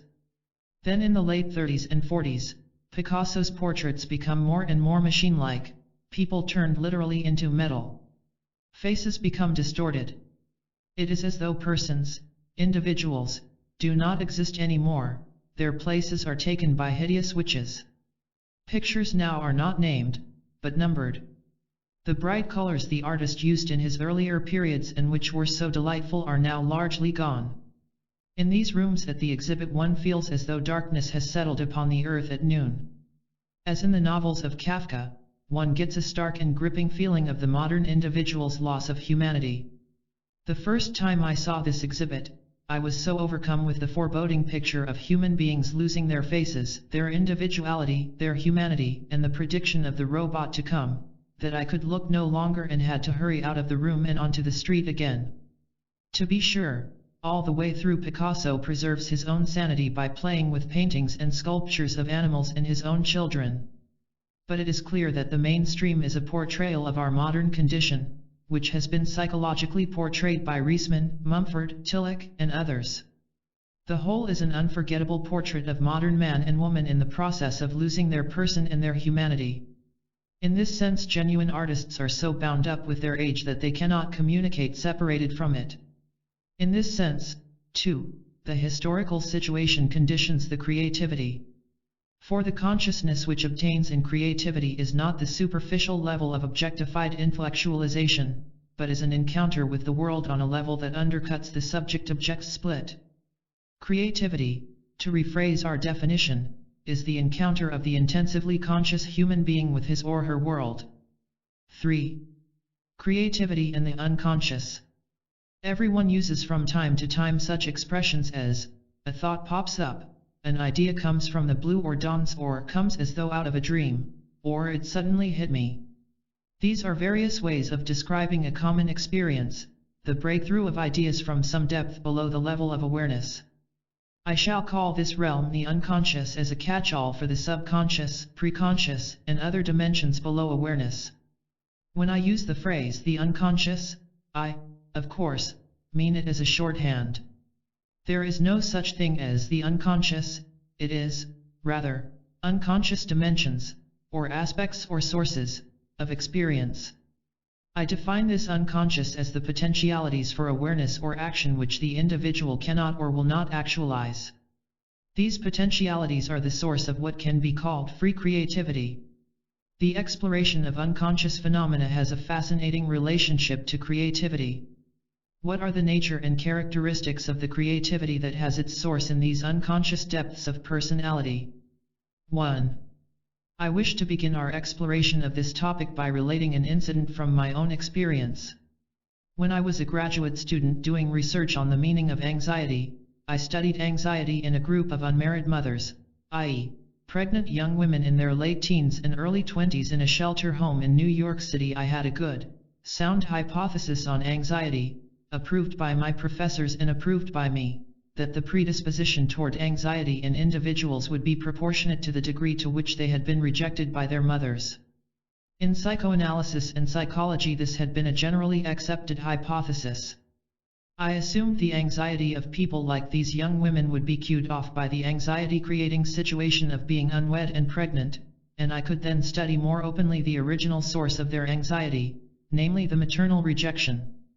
Now I discovered that half the young women fitted my hypothesis beautifully. But the other half did not fit it at all. This latter group included young women from Harlem and the Lower East Side who had been radically rejected by their mothers.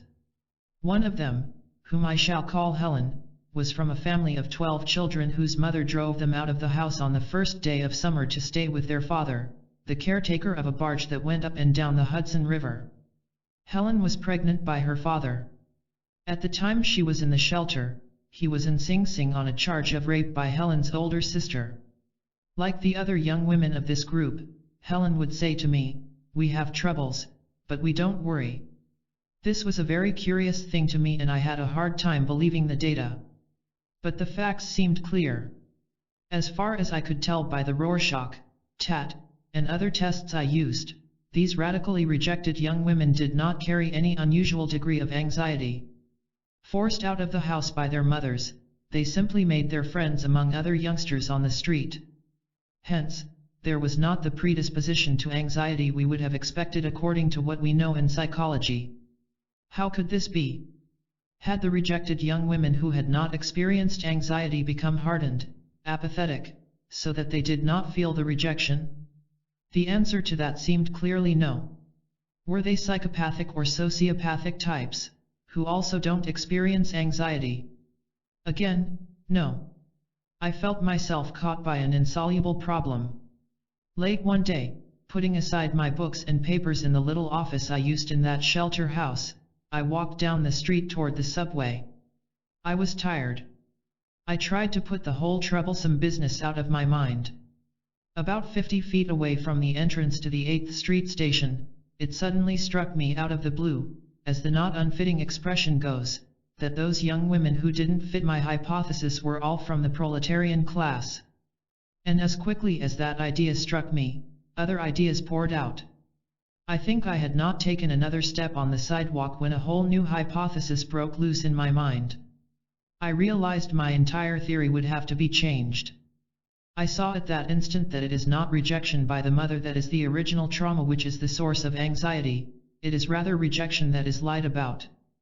The proletarian mothers rejected their children, but they never made any bones about it. The children knew they were rejected, they went out on the streets and found other companions. There was never any subterfuge about their situation. They knew their world, bad or good, and they could orient themselves to it. But the middle-class young women were always lied to in their families. They were rejected by mothers who pretended they loved them. This was really the source of their anxiety, not the sheer rejection. I saw, in that instantaneous way that characterizes insights from these deeper sources, that anxiety comes from not being able to know the world you're in, not being able to orient yourself in your own existence. I was convinced there, on the street, and later thought and experience only convinced me the more, that this is a better, more accurate, and more elegant theory, than my first. 2. What was going on at the moment when this breakthrough occurred? Taking this experience of mine as a start, we notice, first of all, that the insight broke into my conscious mind against what I had been trying to think rationally.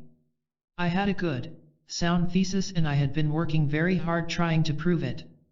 The unconscious, so to speak, broke through in opposition to the conscious belief to which I was clinging. Carl Jung often made the point that there is a polarity, a kind of opposition, between unconscious experience and consciousness. He believed the relationship was compensatory. Consciousness controls the wild, illogical vagaries of the unconscious, while the unconscious keeps consciousness from drying up in banal, empty, arid rationality. The compensation also works on specific problems. If I consciously bend too far one way on some issue, my unconscious will lean the other way. This is, of course, the reason why the more we are unconsciously smitten with doubts about an idea, the more dogmatically we fight for it in our conscious arguments. This is also why persons as different as St. Paul on the Damascus Road and the alcoholic in the Bowery go through such radical conversions. The repressed unconscious side of the dialectic erupts and takes over the personality. The unconscious seems to take delight, if I may so express it, in breaking through, and breaking up, exactly what we cling to most rigidly in our conscious thinking. What occurs in this breakthrough is not simply growth, it is much more dynamic. It is not a mere expansion of awareness, it is rather a kind of battle. A dynamic struggle goes on within a person between what he or she consciously thinks on the one hand and, on the other, some insight, some perspective that is struggling to be born. The insight is then born with anxiety, guilt, and the joy and gratification that is inseparable from the actualizing of a new idea or vision. The guilt that is present when this breakthrough occurs has its source in the fact that the insight must destroy something. My insight destroyed my other hypothesis and would destroy what a number of my professors believed, a fact that caused me some concern. Whenever there is a breakthrough of a significant idea in science or a significant new form in art, the new idea will destroy what a lot of people believe is essential to the survival of their intellectual and spiritual world. This is the source of guilt in genuine creative work. As Picasso remarked, every act of creation is first of all an act of destruction. The breakthrough carries with it also an element of anxiety. For it not only broke down my previous hypothesis, it shook my self-world relationship. At such a time I find myself having to seek a new foundation, the existence of which I as yet don't know. This is the source of the anxious feeling that comes at the moment of the breakthrough. It is not possible that there be a genuinely new idea without this shake-up occurring to some degree. But beyond guilt and anxiety, as I said above, the main feeling that comes with the breakthrough is one of gratification. We have seen something new.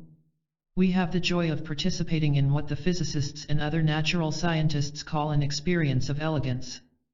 3. A second thing that occurred in the breakthrough of this insight is that everything around me became suddenly vivid.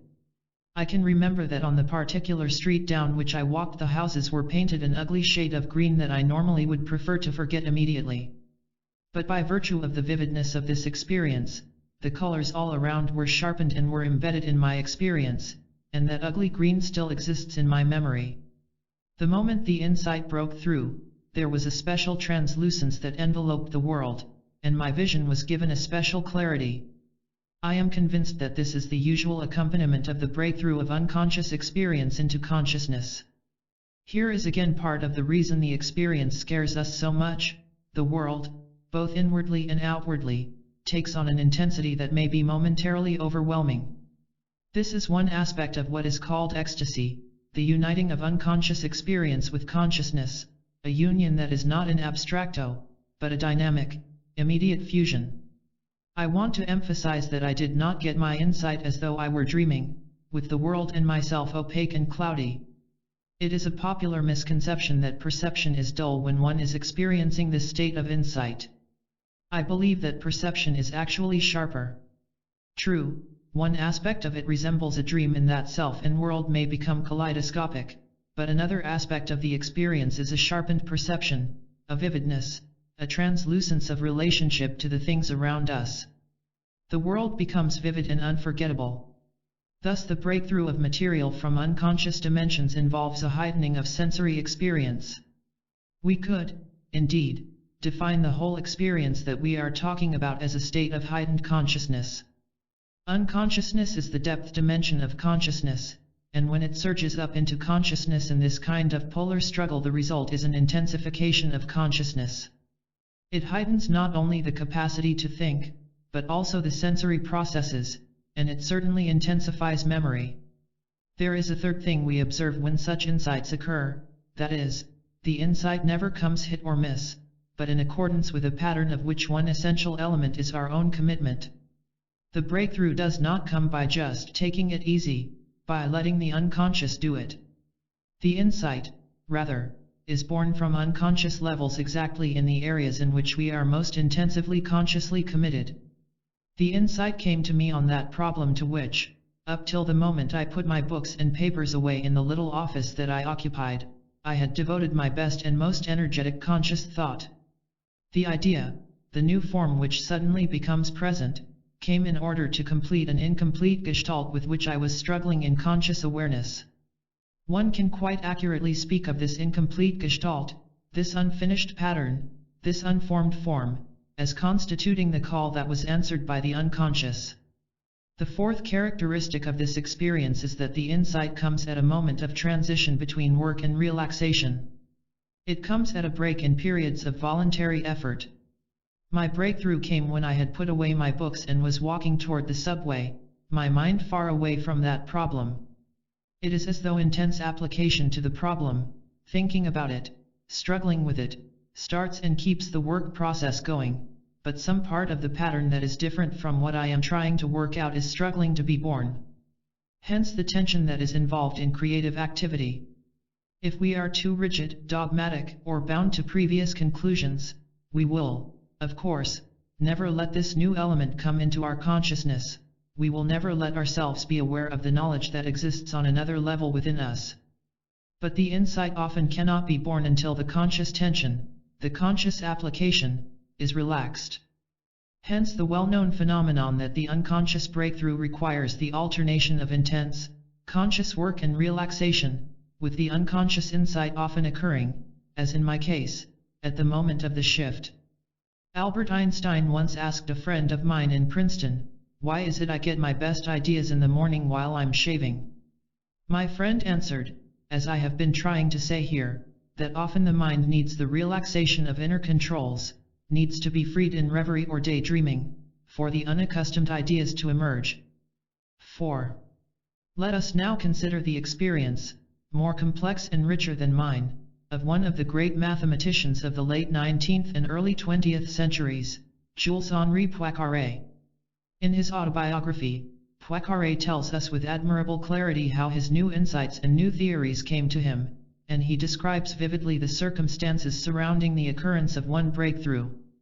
For 15 days I strove to prove that there could not be any functions like those I have since called fusion functions. I was then very ignorant. Every day I seated myself at my work table, stayed an hour or two, tried a great number of combinations and reached no results. One evening, contrary to my custom, I drank black coffee and could not sleep. Ideas rose in crowds. I felt them collide until pairs interlocked, so to speak, making a stable combination. By the next morning I had established the existence of a class of fusion functions, those which come from the hypergeometric series. I had only to write out the results, which took but a few hours. Still a young man, he was then called into the military service, and for some months nothing happened in his thinking. One day in a town in southern France he was getting on a bus and talking with another soldier. As he was about to put his foot on the step, he pinpoints the moment that exactly, there broke into his mind the answer to how these new mathematical functions that he had discovered were related to the conventional mathematics he had been working on before. When I read Poincaré's experience, which was after the above incident in my own life, I was struck by how similar it was in this special precision and vividness. He got up on the step, entered the bus, continued without pause his conversation with his friend, but was completely and instantaneously convinced of the way these functions were related to general mathematics. To continue with a later portion of his autobiography, when he returned from army service. Then I turned my attention to the study of some arithmetical questions apparently without much success and without a suspicion of any connection with my preceding researches. Disgusted with my failure, I went to spend a few days at the seaside, and thought of something else. One morning, walking on the bluff, the idea came to me, with just the same characteristics of brevity, suddenness, and immediate certainty, that the arithmetic transformations of indeterminate ternary quadratic forms were identical with those of non-Euclidean geometry. Poincaré, turning psychologist for the moment, asks himself the question we posed above: what is going on in the mind that these ideas should break through at this moment? This is what he proposes in answer to his question. Most striking at first is this appearance of sudden illumination, a manifest sign of long, unconscious prior work. The role of this unconscious work in mathematical invention appears to me incontestable, and traces of it would be found in other cases where it is less evident. Often when one works at a hard question, nothing good is accomplished at the first attack. Then one takes a rest, longer or shorter, and sits down anew to the work. During the first half hour, as before, nothing is found, and then all of a sudden the decisive idea presents itself to the mind. It might be said that the conscious work has been more fruitful because it has been interrupted and the rest has given back to the mind its force and freshness. Is the appearance of the illumination due to the relief from fatigue, i.e., simply taking a rest? No, he answers. It is more probable that this rest has been filled out with unconscious work and that the result of this work has afterward revealed itself to the geometer, just as in the cases I have cited. Only the revelation, instead of coming during a walk or a journey, has happened during a period of conscious work, but independently of this work, which plays at most a role of excitant, as if it were the goad stimulating the results already reached during rest, but remaining unconscious, to assume the conscious form. He then continues with another penetrating comment on the practical aspects of the breakthrough. There is another remark to be made about the conditions of this unconscious work. It is possible, and of a certainty it is only fruitful, if it is on the one hand preceded and on the other hand followed by a period of conscious work. These sudden inspirations, and the examples already cited sufficiently prove this, never happen except after some days of voluntary effort which has appeared absolutely fruitless and whence nothing good seems to have come, where the way taken seems totally astray. These efforts then have not been as sterile as one thinks. They have set a-going the unconscious machine, and without them it would not have moved and would have produced nothing. Let us summarize some of the most significant points so far in Poincaré's testimony. He sees the characteristics of the experience as follows: 1. The suddenness of the illumination. 2. That the insight may occur, and to some extent must occur, against what one has clung to consciously in one's theories. 3. The vividness of the incident and the whole scene that surrounds it. 4. The brevity and conciseness of the insight, along with the experience of immediate certainty. Continuing with the practical conditions which he cites as necessary for this experience are: 5. Hard work on the topic prior to the breakthrough. 6. A rest, in which the unconscious work has been given a chance to proceed on its own and after which the breakthrough may occur, which is a special case of the more general point. 7. The necessity of alternating work and relaxation, with the insight often coming at the moment of the break between the two, or at least within the break. This last point is particularly interesting. It is probably something everyone has learned. Professors will lecture with more inspiration if they occasionally alternate the classroom with the beach. Authors will write better when, as Macaulay used to do, they write for 2 hours, then pitch quotes, and then go back to their writing. But certainly more than the mere mechanical alternation is involved. I propose that in our day this alternation of the marketplace and mountain requires the capacity for the constructive use of solitude. It requires that we be able to retire from a world that is too much with us, that we be able to be quiet, that we let the solitude work for us and in us. It is a characteristic of our time that many people are afraid of solitude. To be alone is a sign one is a social failure, for no one would be alone if he or she could help it. It often occurs to me that people living in our modern, hectic civilization, amid the constant din of radio and TV, subjecting themselves to every kind of stimulation, whether of the passive sort of TV or the more active sort of conversation, work, and activity, that people with such constant preoccupations find it exceedingly difficult to let insights from unconscious depths break through. Of course, when an individual is afraid of the irrational, that is, of the unconscious dimensions of experience, he tries to keep busiest, tries to keep most noise going on about him. The avoidance of the anxiety of solitude by constant agitated diversion is what Kierkegaard, in a nice simile, likened to the settlers in the early days of America who used to beat on pots and pans at night to make enough din to keep the wolves away. Obviously, if we are to experience insights from our unconscious, we need to be able to give ourselves to solitude. Poincaré finally asks, what determines why a given idea comes through from the unconscious? Why this particular insight and not one of a dozen others? Is it because a particular insight is the answer which is empirically most accurate? No, he answers. Is it because it is the insight which will pragmatically work best? Again, no. What Poincaré proposes as the selective factor resulting in this given insight seems to me to be in some ways the most important and gripping point in his whole analysis. The useful combinations that come through from the unconscious are precisely the most beautiful, I mean those best able to charm this special sensibility that all mathematicians know, but of which the profane are so ignorant as often to be tempted to smile at it. Among the great numbers of combinations blindly formed by the subliminal self, almost all are without interest and without utility, but just for that reason they are also without effect upon the aesthetic sensibility. Consciousness will never know them, only certain ones are harmonious, and, consequently, at once useful and beautiful. They will be capable of touching this special sensibility of the geometer of which I have just spoken, and which, once aroused, will call our attention to them, and thus give them occasion to become conscious.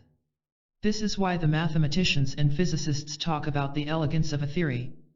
The utility is subsumed as part of the character of being beautiful. The harmony of an internal form, the inner consistency of a theory, the character of beauty that touches one's sensibilities, these are significant factors determining why a given idea emerges. As a psychoanalyst, I can only add that my experience in helping people achieve insights reveals the same phenomenon, that insights emerge not chiefly because they are rationally true or even helpful, but because they have a certain form, the form that is beautiful because it completes an incomplete gestalt.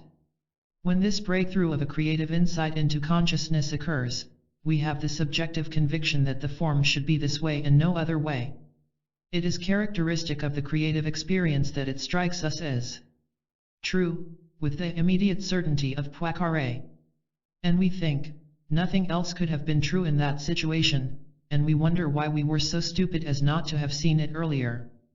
The reason, of course, is that we were not psychologically ready to see it. We could not yet intend the new truth or creative form in art or scientific theory. We were not yet open on the level of intentionality. But the truth itself is simply there. This reminds us of what the Zen Buddhists keep saying, that at these moments is reflected and revealed a reality of the universe that does not depend merely on our own subjectivity, but is as though we only had our eyes closed and suddenly we open them and there it is, as simple as can be. The new reality has a kind of immutable, eternal quality. The experience that this is the way reality is and isn't it strange we didn't see it sooner may have a religious quality with artists. This is why many artists feel that something holy is going on when they paint, that there is something in the act of creating which is like a religious revelation. 5. We now consider some dilemmas which arise from the relation of the unconscious to techniques and machines. No discussion of creativity and the unconscious in our society can possibly avoid these difficult and important problems.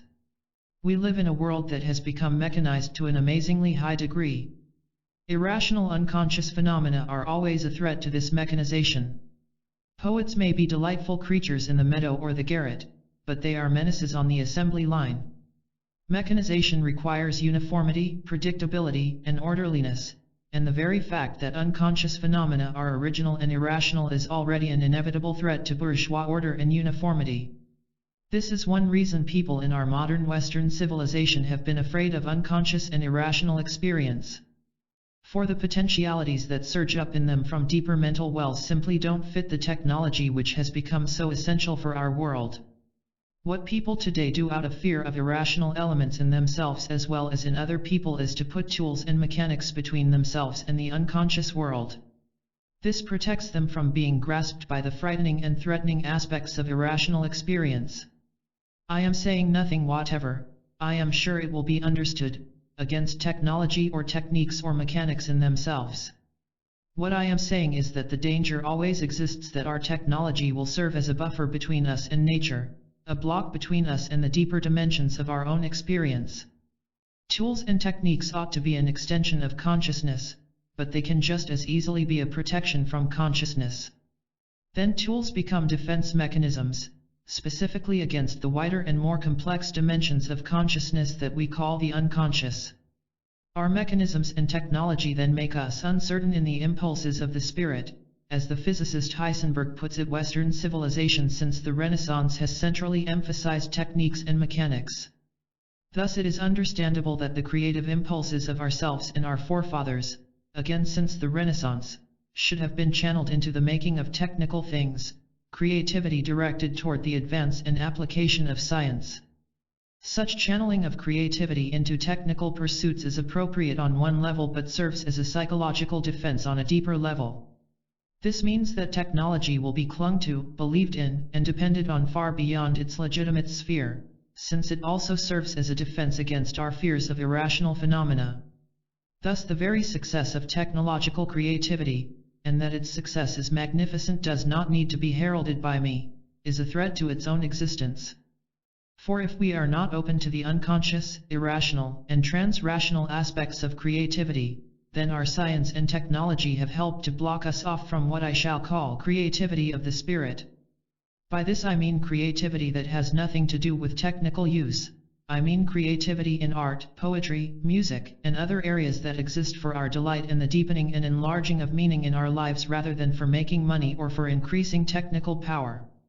To the extent that we lose this free, original creativity of the spirit as it is exemplified in poetry and music and art, we shall also lose our scientific creativity. Scientists themselves, particularly the physicists, have told us that the creativity of science is bound up with the freedom of human beings to create in the free, pure sense. In modern physics it is very clear that the discoveries that later become utilized for our technological gains are generally made in the first place because a physicist lets his imagination go and discovers something simply for the joy of discovery. But this always runs the risk of radically upsetting our previously nicely worked out theories, as it did when Einstein introduced his theory of relativity, and Heisenberg introduced his principle of indeterminacy. My point here is more than the conventional distinction between pure and applied science. The creativity of the spirit does and must threaten the structure and presuppositions of our rational, orderly society and way of life.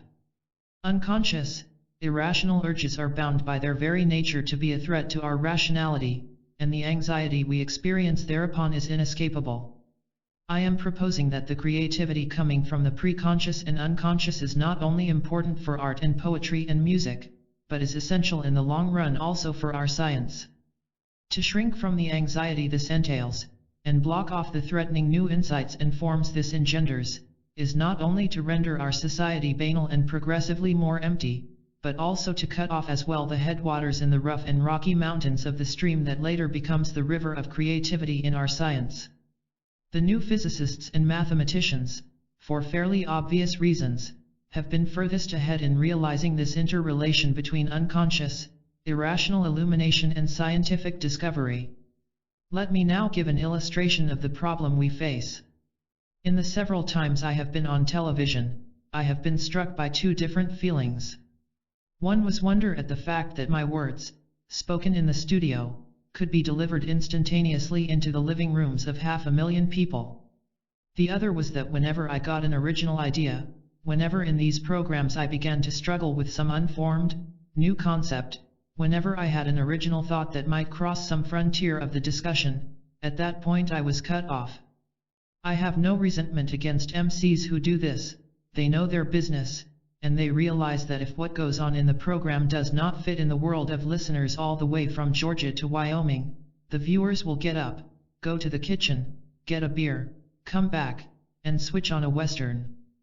When you have the potentialities for tremendous mass communication, you inevitably tend to communicate on the level of the 500,000 people who are listening. What you say must have some place in their world, must at least be partly known to them. Inevitably, then, originality, the breaking of frontiers, the radical newness of ideas and images are at best dubious and at worst totally unacceptable. Mass communication, wonder as it may be technologically and something to be appreciated and valued, presents us with a serious danger, the danger of conformism, due to the fact that we all view the same things at the same time in all the cities of the country. This very fact throws considerable weight on the side of regularity and uniformity and against originality and freer creativity. 6.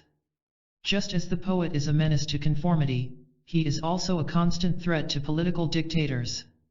He is always on the verge of blowing up the assembly line of political power. We have had powerful and poignant demonstrations of this in Soviet Russia. It appeared chiefly in the prosecution and purge of artists and writers under Stalin, who was pathologically anxious when faced with the threat that the creative unconscious posed to his political system. Indeed, some students believe that the present situation in Russia shows an ongoing struggle between rationality and what we have been calling free creativity. George Revy, in his introduction to the work of the Russian poet Yevgeny Yevtushenko, writes, "There is something about the poet and his poetic utterance that has a terrifying effect on some Russians, and especially on the authorities, be they Tsarist or Soviet. It is as though poetry were an irrational force which must be bridled and subjugated and even destroyed." Revy cites the tragic fate that has befallen so many Russian poets, and suggests that it is as though Russia were frightened by the expanding image of its culture and, feeling threatened by the possible loss of its own simple theoretical identity, must needs shatter anything more complex as something alien to itself. He feels that this may be due to an inherent strain of Puritanism, or to the reaction of an archaic form of despotic paternalism, or to the present painful effects of a too sudden transition from serfdom to industrialization. I would also raise the question as to whether there is among Russians less cultural and psychological defense against irrational elements in themselves and their society than among people of other nations. Don't Russians, in fact, live closer to irrational elements than the older European countries, and, therefore, being more threatened by untamed irrationality, have to make a greater effort to control it by regulation? Could not the same question be fruitfully raised about the United States, that is, are not our emphasis on pragmatic rationalism, our practical controls, and our behavioristic ways of thinking defenses against the irrational elements that were present on the frontiers of our society only 100 years ago? These irrational elements are always bursting out, often to our considerable embarrassment, in the prairie fires of revival movements of the 19th century, in the Ku Klux Klan, and in McCarthyism, to name mainly negative examples. But there is a special point I'd like to make here about preoccupation in the United States with behavior. The sciences of man in America are called behavioral sciences. The American Psychological Association's national television program was called Accent on Behavior, and our chief original and only extensive contribution to psychological schools is behaviorism, in contrast to the many European schools, psychoanalysis, Gestalt structuralism, existential psychology, etc. Practically all of us as children have heard, "Behave yourself." Behave. Behave. The relation between moralistic Puritanism and this preoccupation with behavior is by no means entirely fictitious or accidental. Is not our emphasis on behavior a carryover of our inherent strain of Puritanism, as Revy suggests may be the case in Russia? I am, of course, entirely aware of the argument that we have to study behavior because that's the only thing that can be studied with any kind of objectivity. But this could well be, and I propose it is, a parochial prejudice raised to the level of a scientific principle. If we accept it as a presupposition, does it not lead to the greatest mistake of all, from the point of view of this chapter, namely, a denial by fiat of the significance of irrational, subjective activity by subsuming it under the guise of its external results? In any case, Revy states that even though Stalin is dead, the situation of the poet in Russia is still precarious because the younger poets and some of the hitherto muzzled older poets have become more determined to express their real feelings and to interpret the truth as they see it. These poets have not only been condemning the corrupt substitution of falsehood for truth in Russia, but are trying to rejuvenate the language of Russian poetry by clearing it of political clichés and father images. During Stalinism this was condemned as ideological coexistence with the bourgeois world, and the poet was cut down for anything that seemed to endanger the closed, exclusive system of Soviet realism. The only trouble is, any kind of closed, exclusive system destroys poetry as it does all art. Revy continues. In a speech pronounced in 1921, Alexander Blok, the great Russian poet, had argued that tranquility and freedom were essential to the poet in order to set harmony free. But he went on to say, the Soviet authorities also take away our tranquility and freedom. Not outward but creative tranquility. Not the childish do as you will, not the freedom to play the liberal, but the creative will, the secret freedom. And the poet is dying, because there is no longer anything to breathe, life has lost its meaning from him. This is a powerful statement of my thesis, namely, that a sine qua non of creativity is the freedom of artists to give all the elements within themselves free play in order to open up the possibility of what Blok excellently calls the creative will. 11. The negative part of Blok's statement is true of poetry in Stalin's regime, and was in this country during the McCarthy period.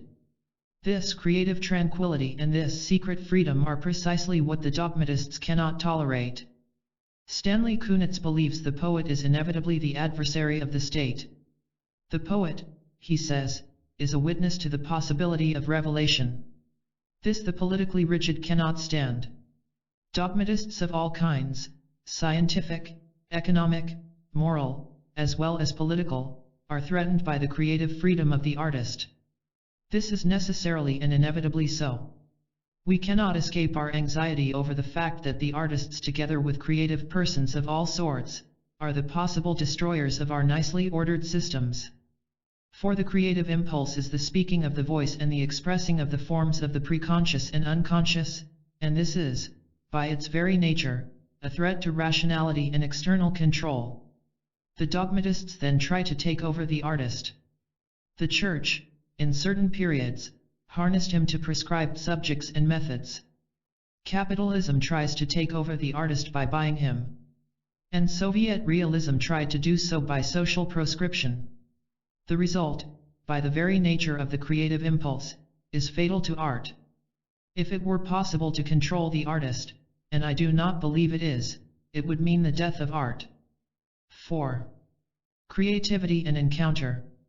I wish to propose a theory and to make some remarks about it, arising largely out of my contacts and discussions with artists and poets. The theory is, creativity occurs in an act of encounter and is to be understood with this encounter as its center. Cézanne sees a tree. He sees it in a way no one else has ever seen it. He experiences, as he no doubt would have said, being grasped by the tree. The arching grandeur of the tree, the mothering spread, the delicate balance as the tree grips the earth, all these and many more characteristics of the tree are absorbed into his perception and are felt throughout his nervous structure. These are part of the vision he experiences. This vision involves an omission of some aspects of the scene and a greater emphasis on other aspects and the ensuing rearrangement of the whole, but it is more than the sum of all these. Primarily it is a vision that is now not tree, but tree. The concrete tree Cézanne looked at is formed into the essence of tree. However original and unrepeatable his vision is, it is still a vision of all trees triggered by his encounter with this particular one. The painting that issues out of this encounter between a human being, Cézanne, and an objective reality, the tree, is literally new, unique, and original. Something is born, comes into being, something that did not exist before, which is as good a definition of creativity as we can get. Thereafter everyone who looks at the painting with intensity of awareness and lets it speak to him or her will see the tree with the unique powerful movement, the intimacy between the tree and the landscape, and the architectural beauty which literally did not exist in our relation with trees until Cézanne experienced and painted them. I can say without exaggeration that I never really saw a tree until I had seen and absorbed Cézanne's paintings of them. 1. The very fact that the creative act is such an encounter between two poles is what makes it so hard to study. It is easy enough to find the subjective pole, the person, but it is much harder to define the objective pole, the world or reality. Since my emphasis here is on the encounter itself, I shall not worry too much at the moment about such definitions. In his book Poetry and Experience, Archibald MacLeish uses the most universal terms possible for the two poles of the encounter, being and non-being. He quotes a Chinese poet, "We poets struggle with non-being to force it to yield being. We knock upon silence for an answering music." Consider what this means, MacLeish ruminates. The being which the poem is to contain derives from non-being, not from the poet. And the music which the poem is to own comes not from us who make the poem but from the silence, comes in answer to our knock. The verbs are eloquent: struggle, force, knock. The poet's labor is to struggle with the meaninglessness and silence of the world until he can force it to mean, until he can make the silence answer and the non-being be. It is a labor which undertakes to know the world not by exegesis or demonstration or proofs but directly, as a man knows apple in the mouth. This is a beautifully expressed antidote to our common assumption that the subjective projection is all that occurs in the creative act, and a reminder of the inescapable mystery that surrounds the creative process. The vision of the artist or the poet is the intermediate determinant between the subject, the person, and the objective pole, the world waiting to be. It will be non-being until the poet's struggle brings forth an answering meaning. The greatness of a poem or a painting is not that it portrays the thing observed or experienced, but that it portrays the artist's or the poet's vision cued off by his encounter with the reality. Hence the poem or the painting is unique, original, never to be duplicated. No matter how many times Monet returned to paint the cathedral at Rouen, each canvas was a new painting expressing a new vision. Here we must guard against one of the most serious errors in the psychoanalytic interpretation of creativity. This is the attempt to find something within the individual which is then projected onto the work of art, or some early experience which is transferred to the canvas or written into the poem. Obviously, early experiences play exceedingly important roles in determining how artists will encounter their world. But these subjective data can never explain the encounter itself. Even in the cases of abstract artists, where the process of painting seems most subjective, the relationship between being and non-being is certainly present and may be sparked by the artist's encountering the brilliant colors on the palette or the inviting rough whiteness of the canvas. Painters have described the excitement of this moment. It seems like a reenactment of the creation story, with being suddenly becoming alive and possessing a vitality of its own. Mark Tobey fills his canvases with elliptical, calligraphic lines, beautiful worlds that seem at first glance to be completely abstract and to come from nowhere at all except his own subjective musing. But I shall never forget how struck I was, on visiting Tobey's studio one day, to see strewn around books on astronomy and photographs of the Milky Way. I knew then that Tobey experiences the movement of the stars and solar constellations as the external pole of his encounter. The receptivity of the artist must never be confused with passivity. Receptivity is the artist's holding him or herself alive and open to hear what being may speak. Such receptivity requires a nimbleness, a fine-honed sensitivity in order to let oneself be the vehicle of whatever vision may emerge. It is the opposite of the authoritarian demands impelled by willpower. I am quite aware of all the jokes that appear in the New Yorker and elsewhere showing the artist sitting disconsolately in front of the easel, brush in passive hand, waiting for the inspiration to come.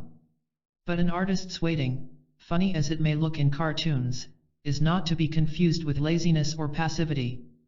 It requires a high degree of attention, as when a diver is poised on the end of the springboard, not jumping but holding his or her muscles in sensitive balance for the right second. It is an active listening, keyed to hear the answer, alert to see whatever can be glimpsed when the vision or the words do come. It is a waiting for the birthing process to begin to move in its own organic time. It is necessary that the artist have this sense of timing, that he or she respect these periods of receptivity as part of the mystery of creativity and creation. 2. A remarkable example of the creative encounter is given in the small book written by James Lord in recounting his experience of posing for Alberto Giacometti. Having been friends for some time, these two men could be entirely open with each other. Lord often made notes directly after the posing session of what Giacometti had said and done, and out of them he has put together this valuable monograph about the experience of encounter that occurs in creativity. He reveals, First, the great degree of anxiety and agony that the encounter generated in Giacometti. When Lord would arrive at the studio for his sitting, Giacometti would often disconsolately occupy himself half an hour or more doing odds and ends with his sculpture, literally afraid to start on the painting. When he did bring himself to get into the painting, the anxiety became overt. At one point, writes Lord, Giacometti started gasping and stamping his foot. "Your head is going away," he exclaimed. "It's going away completely." "It will come back again," I said. He shook his head. "Not necessarily. Maybe the canvas will become completely empty. And then what will become of me? I'll die of it." He reached into his pocket, pulled out his handkerchief, stared at it for a moment, as though he didn't know what it was, then with a moan threw it onto the floor. Suddenly he shouted very loudly, "I shriek. I scream." Lord goes on at another point. To talk to his model while he is working distracts him, I think, from the constant anxiety which is a result of his conviction that he cannot hope to represent on the canvas what he sees before him. This anxiety often bursts forth in the form of melancholy gasps, furious expletives, and occasional loud cries of rage and slash or distress. He suffers. There is no doubt about it. Giacometti is committed to his work in a particularly intense and total way. The creative compulsion is never wholly absent from him, never leaves him a moment of complete peace. So intense is the encounter that he often identifies the painting on the easel with the actual flesh and blood person posing. One day his foot accidentally struck the catch that holds the easel shelf at the proper level, which caused the canvas to fall abruptly for a foot or two. "Oh, excuse me," he said. I laughed and observed that he'd excused himself as though he'd caused me to fall instead of the painting. "That's exactly what I did feel," he answered. In Giacometti this anxiety was associated, as it was in his revered Cézanne, with a great deal of self-doubt. In order to go on, to hope, to believe that there is some chance of his actually creating what he ideally visualizes, he is obliged to feel that it is necessary to start his entire career over again every day, as it were, from scratch. He often feels that the particular sculpture or painting on which he happens to be working at the moment is that one which will for the very first time express what he subjectively experiences in response to an objective reality. Lord correctly assumes that the anxiety is related to the gap between the ideal vision that the artist is trying to paint and the objective results. Here he discusses the contradiction that every artist experiences.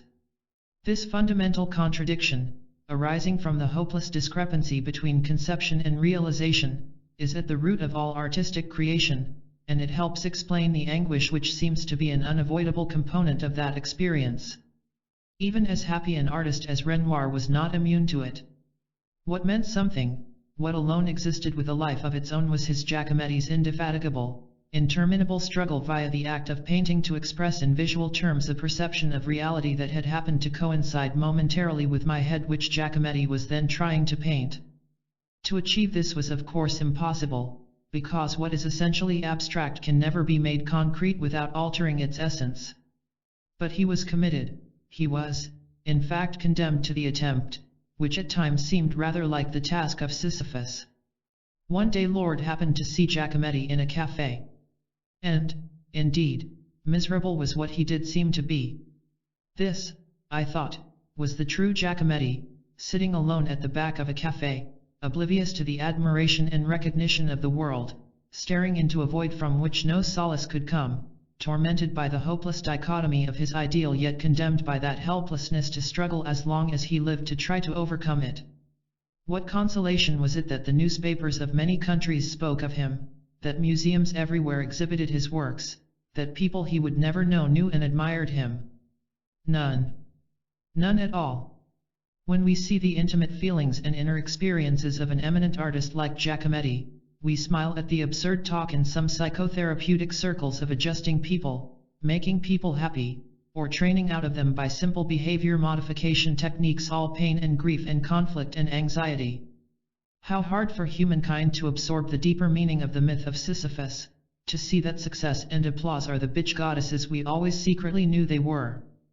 To see that the purpose of human existence in a man like Giacometti has nothing whatever to do with reassurance or conflict-free adjustment.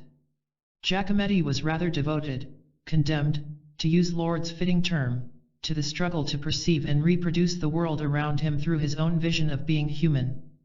He knew there was no other alternative for him. This challenge gave his life meaning. He and his kind seek to bring their own visions of what it means to be human, and to see through that vision to a world of reality, however ephemeral, however consistently that reality vanishes each time you concentrate on it. How absurd are the rationalistic assumptions that all one has to do is to remove from the world its curtains of superstition and ignorance, and there suddenly will be reality, pristine and pure.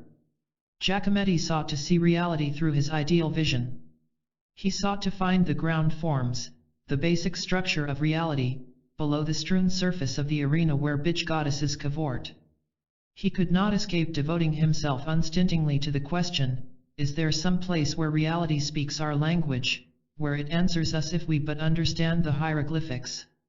He knew the rest of us would be no more successful than he was in finding the answer, but we have his contribution to work with, and thus we are helped. 3. Out of the encounter is born the work of art. This is true not only of painting, but of poetry and other forms of creativity. W. H. Auden once remarked to me in private conversation, the poet marries the language, and out of this marriage the poem is born. How active this makes language in the creation of a poem.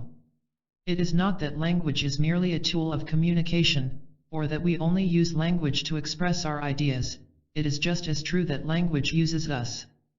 Language is the symbolic repository of the meaningful experience of ourselves and our fellow human beings down through history, and, as such, it reaches out to grasp us in the creating of a poem. We must not forget that the original Greek and Hebrew words meaning to know meant also to have sexual relations. One reads in the Bible, Abraham knew his wife and she conceived. The etymology of the term demonstrates the prototypical fact that knowledge itself, as well as poetry, art, and other creative products, arises out of the dynamic encounter between subjective and objective poles. The sexual metaphor indeed expresses the importance of encounter. In sexual intercourse the two persons encounter each other, they withdraw partially to unite with each other again, experiencing every nuance of knowing, not knowing, in order to know each other again. The man becomes united with the woman and the woman with the man, and the partial withdrawal can be seen as the expedient by which both have the ecstatic experience of being filled again. Each is active and passive in his and her way. It is a demonstration that the process of knowing is what is important. If the male simply rests within the woman, nothing will happen beyond the prolonging of the wonder of the intimacy. It is the continuous experiencing of encounter and re-encounter that is the significant happening from the viewpoint of ultimate creativity. Sexual intercourse is the ultimate intimacy of two beings in the fullest and richest encounter possible. It is highly significant that this is the experience that is also the highest form of creativity in the respect that it can produce a new being.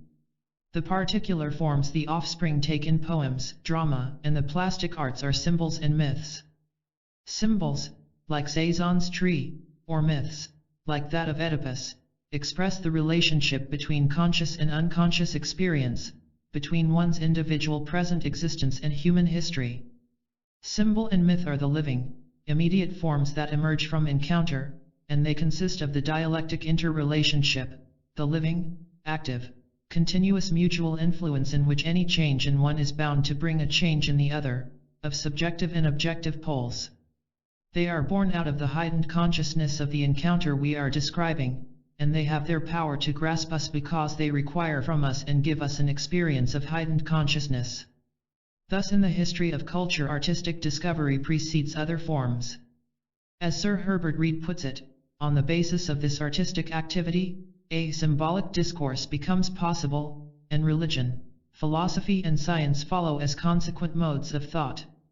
This is not to say that reason is the more civilized form and art the more primitive one, in a pejorative sense, an egregious error unfortunately often found in our rationalistic Western culture. This is, rather, to say that the creative encounter in the art form is total, it expresses a wholeness of experience, and science and philosophy abstract partial aspects for their subsequent study. 4. One distinguishing characteristic of the encounter is the degree of intensity, or what I would call passion. I am not referring here to the quantity of emotion. I mean a quality of commitment, which may be present in little experiences, such as a brief glance out the window at a tree, that do not necessarily involve any great quantity of emotion. But these temporally brief experiences may have a considerable significance for the sensitive person, here viewed as the person with a capacity for passion. Hans Hofmann, venerable dean of abstract painters in this country and one of our most expert and experienced teachers, remarked that art students these days have a great deal of talent but that they lack passion or commitment. Hofmann went on to say, interestingly enough, that his men students get married early for reasons of security and become dependent on their wives, and that often it is only through their wives that he, as their teacher, can draw out their talent. The fact that talent is plentiful but passion is lacking seems to me to be a fundamental facet of the problem of creativity in many fields today, and our ways of approaching creativity by evading the encounter have played directly into this trend. We worship technique, talent, as a way of evading the anxiety of the direct encounter. Kierkegaard understood this so well. The present writer, he wrote about himself, can easily foresee his fate in an age when passion has been obliterated in favor of learning, in an age when an author who wants to have readers must take care to write in such a way that the book can easily be perused during the afternoon nap. 5.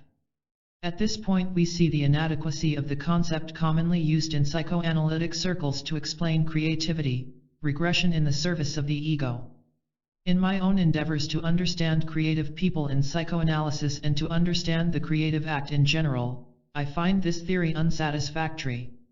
This is not only because of its negative character, but chiefly because it proposes a partial solution that diverts us from the center of the creative act and therefore away from any full understanding of creativity. In supporting the theory of regression in the service of the ego, Ernest Chris cites the work of the minor poet A. E. Housman, who, in his autobiography, describes his way of writing poetry as follows. After a full morning of teaching classes in Latin at Oxford, Housman would have lunch, with which he would drink a pint of beer, and would then take a walk. And in this somnambulistic mood, his poems would come to him. Chris, in line with this theory, correlates passiveness and receptivity with creativity. It is true that most of us find an appeal in such lines of Housman. Be still, my soul, be still. The arms you bear are brittle. And the appeal does call forth a nostalgic, regressive mood in us as readers as well as, ostensibly, in Housman himself.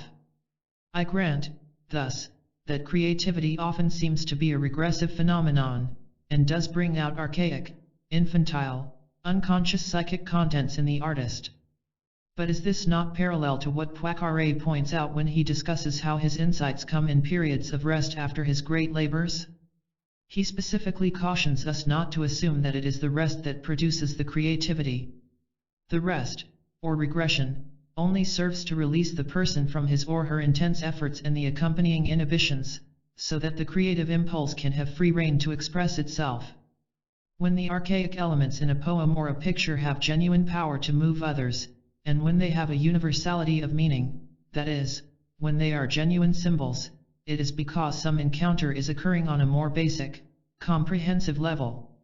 If, however, we take as a contrast some lines from one of the major poets of our day, William Butler Yeats, we find a quite different mood.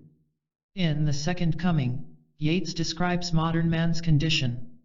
Things fall apart, the center cannot hold, mere anarchy is loosed upon the world. He then tells us what he sees. The second coming. Hardly are those words out when a vast image troubles my sight, somewhere in sands of the desert a shape with lion body and the head of a man. A gaze blank and pitiless as the sun, is moving its slow thighs. And what rough beast, its hour come round at last, slouches towards Bethlehem to be born. What tremendous power in this last symbol! It is a new revelation, with beauty but with terrible meaning in relation to the situation in which we modern human beings find ourselves. The reason Yeats has such power is that he writes out of an intensity of consciousness that includes archaic elements because they are part of him, as they are of every person, and will emerge in any intensely aware moment. But the symbol has its power precisely from the fact that it is an encounter that also includes the most dedicated and passionate intellectual effort. In writing this poem, Yeats was receptive, but by no stretch of the imagination passive. The poet's labor, MacLeish tells us, is not to wait until the cry gathers of itself in his own throat. Obviously, poetic and creative insights of all sorts come to us in moments of relaxation. They come not haphazardly, however, but come only in those areas in which we are intensively committed and on which we concentrate in our waking, conscious experience. It may be, as we have said, that the insights can break through only in moments of relaxation, but to say this is to describe how they come rather than to explain their genesis. My poet friends tell me that if you want to write poetry, or even read it, the hour after a full lunch and a pint of beer is just the time not to pick. Choose rather the moments in which you are capable of your highest, most intense consciousness. If you write poetry during your afternoon nap, it will be perused that way. The issue here is not simply which poets you happen to like. It is much more basic, namely, the nature of the symbols and myths that are born in the creative act.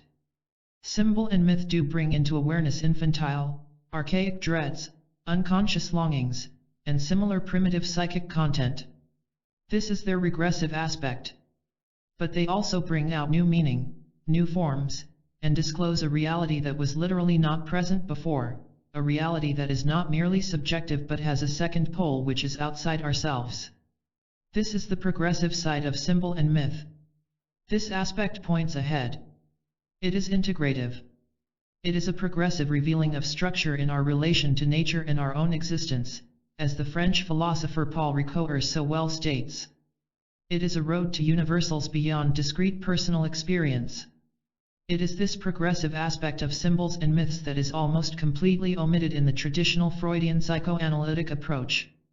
This heightened consciousness, which we have identified as characteristic of the encounter, the state in which the dichotomy between subjective experience and objective reality is overcome and symbols which reveal new meaning are born, is historically termed ecstasy. Like passion, ecstasy is a quality of emotion, or, more accurately, a quality of relationship one side of which is emotional, rather than a quantity. Ecstasy is a temporary transcending of the subject-object dichotomy. It is interesting that in psychology we dodge that problem, Maslow's work on the peak experience being a notable exception. Or, when we do speak of ecstasy we are implicitly pejorative or assume that it is neurotic. The experience of encounter also brings with it anxiety. I need not remind you, after our discussion of Giacometti's experience, of the fear and trembling of artists and creative people in their moments of creative encounter. The myth of Prometheus is the classical expression of this anxiety. W. H. Auden once remarked that he always experiences anxiety when he writes poetry except when he is playing. Playing may be defined as encounter in which anxiety is temporarily bracketed. But in mature creativity, anxiety must be confronted if the artist, and the rest of us who benefit from his work later on, is to experience the joy in the creative work. I am impressed by Frank Barron's studies of creative persons in Art and Science 11 for he shows them directly confronting their anxiety. Barron designated his creative persons as those who were recognized by their peers as having made distinguished contributions to their field. He showed them as well as a control group of normal people a series of Rorschach-like cards, some of which had orderly, systematic designs on them and others disorderly, unsymmetrical, and chaotic designs. The normal people selected the orderly, symmetrical cards as the designs they liked the most. They liked their universe to be in shape. But the creative persons selected the chaotic, disorderly cards. They found these more challenging and interesting. They could be like God in the book of Genesis, creating order out of chaos. They chose the broken universe. They got joy out of encountering it and forming it into order. They could accept the anxiety and use it in molding their disorderly universe closer to the heart's desire. According to the theory proposed here, anxiety is understandably a concomitant of the shaking of the self-world relationship that occurs in the encounter. Our sense of identity is threatened, the world is not as we experienced it before, and since self and world are always correlated, we no longer are what we were before. Past, present, and future form a new gestalt. Obviously this is only rarely true in a complete sense, Gauguin going to the South Sea Islands, or Van Gogh becoming psychotic, but it is true that the creative encounter does change to some degree the self-world relationship. The anxiety we feel is temporary rootlessness, disorientation, it is the anxiety of nothingness. Creative people, as I see them, are distinguished by the fact that they can live with anxiety, even though a high price may be paid in terms of insecurity, sensitivity, and defenselessness for the gift of the divine madness, to borrow the term used by the classical Greeks. They do not run away from non-being, but by encountering and wrestling with it, force it to produce being. They knock on silence for an answering music, they pursue meaninglessness until they can force it to mean. Since I have come out in support of meditation earlier, Chapter 1, I feel it necessary to state my disagreement with a claim of one kind of relaxation, namely transcendental meditation, that it is the science of creative intelligence and stimulates creative thinking. True, it does further one aspect of creativity, namely spontaneity, intuitively feeling oneself into the universe, and similar things associated with the comfort Maharishi talks about so often. These are the aspects of creativity associated with children's play. But trademark completely omits the element of encounter which is essential for mature creativity. The aspects of struggle, of tension, of constructive stress, the emotions that Giacometti was experiencing in Lord's account, are forgotten in trademark. I have discussed this matter with Frank Barron, psychologist at the University of California at Santa Cruz and, in my judgment, the foremost authority on the psychology of creativity in this country. Barron, like myself, has addressed regional conferences of trademark. The card test mentioned above has been given to some groups of transcendental meditators. The results, not yet published, were negative, that is, the meditators tended to choose the cards with orderly and symmetrical forms. This is the opposite to Barron's results with especially creative persons.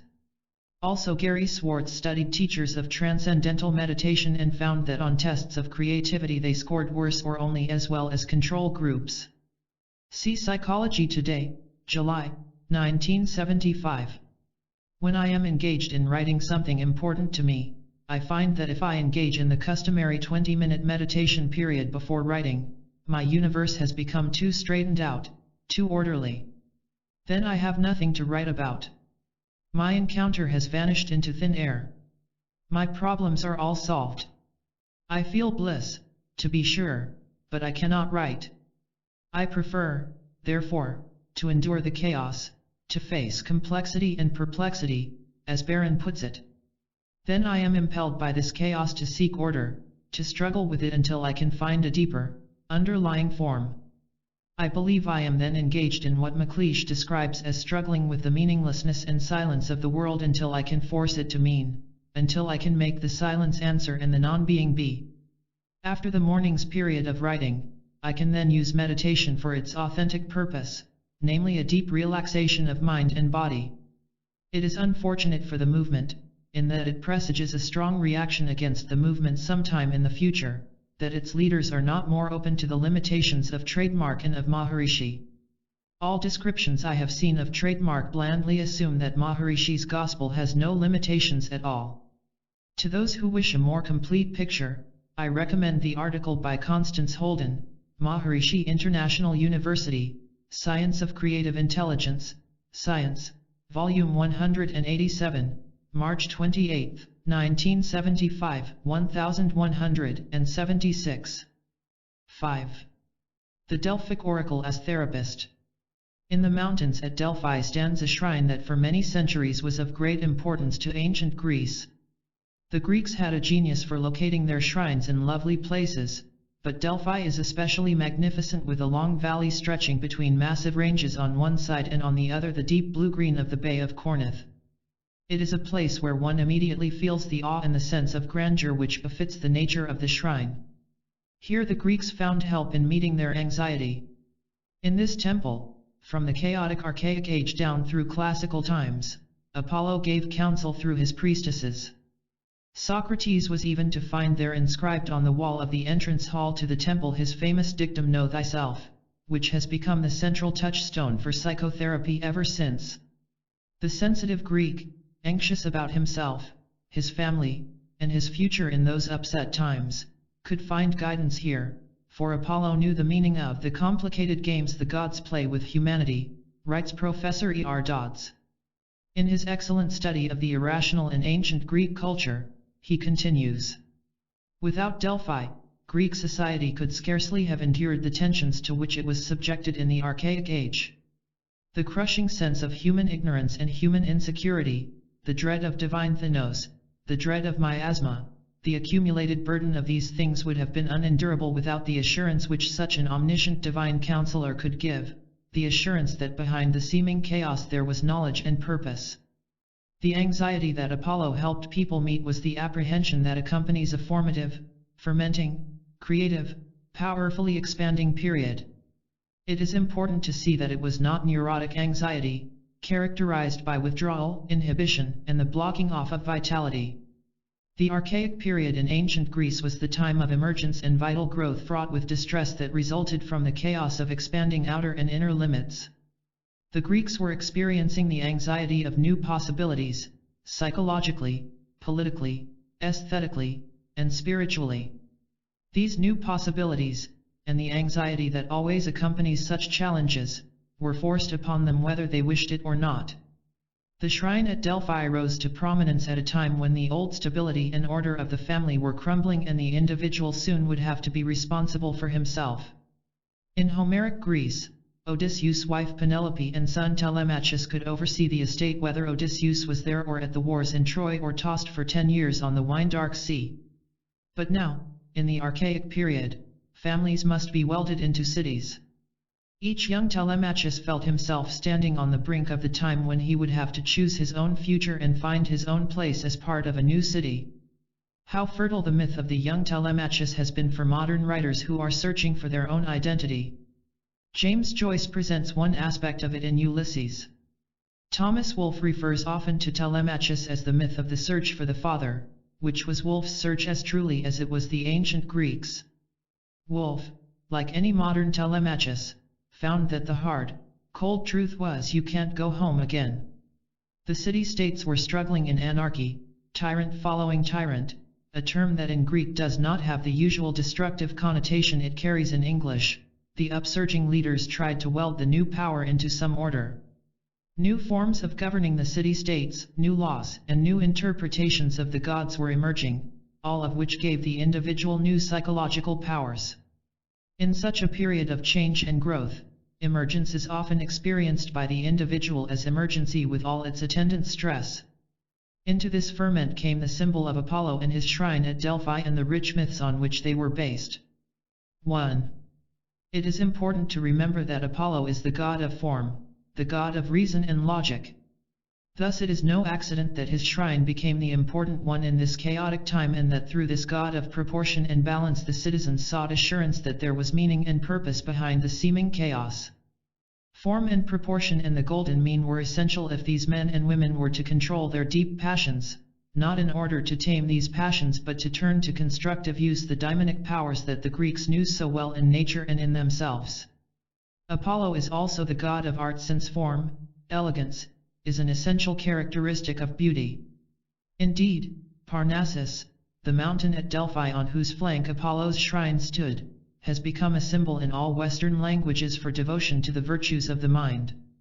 We appreciate more of the rich meaning of such a myth when we note that Apollo is the god of light, not only the light of the sun, but the light of the mind, the light of reason, the light of insight.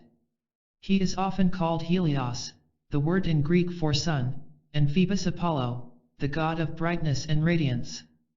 Finally, we note the most cogent point of all: Apollo is the god of healing and well-being, and his son Asclepius is the god of medicine. All of these attributes of Apollo, created as they were by collective unconscious processes in the mythology of the dark pre-Homeric centuries, are interwoven with fantastic literal as well as figurative significance. How consistent and meaningful it is that this is the God of good counsel, of psychological and spiritual insight, who will give guidance to a highly vital, formative age. An Athenian setting out on the trip to Delphi to consult Apollo would be turning over in his imagination at almost every moment in the journey this figure of the God of light and healing. Spinoza adjured us to fix our attention on a desired virtue, and we would thus tend to acquire it. Our Greek would be doing this on his trip, and the psychological processes of anticipation, hope, and faith would already be at work. Thus he would be proleptically participating in his own cure. His conscious intentions and his deeper intentionality would be already committed to the event about to take place. For the one who participates in them, symbols and myths carry their own healing power. This chapter is thus an essay on the creating of oneself. The self is made up, on its growing edge, of the models, forms, metaphors, myths, and all other kinds of psychic content which give it direction in its self-creation. This is a process that goes on continuously. As Kierkegaard well said, the self is only that which it is in the process of becoming.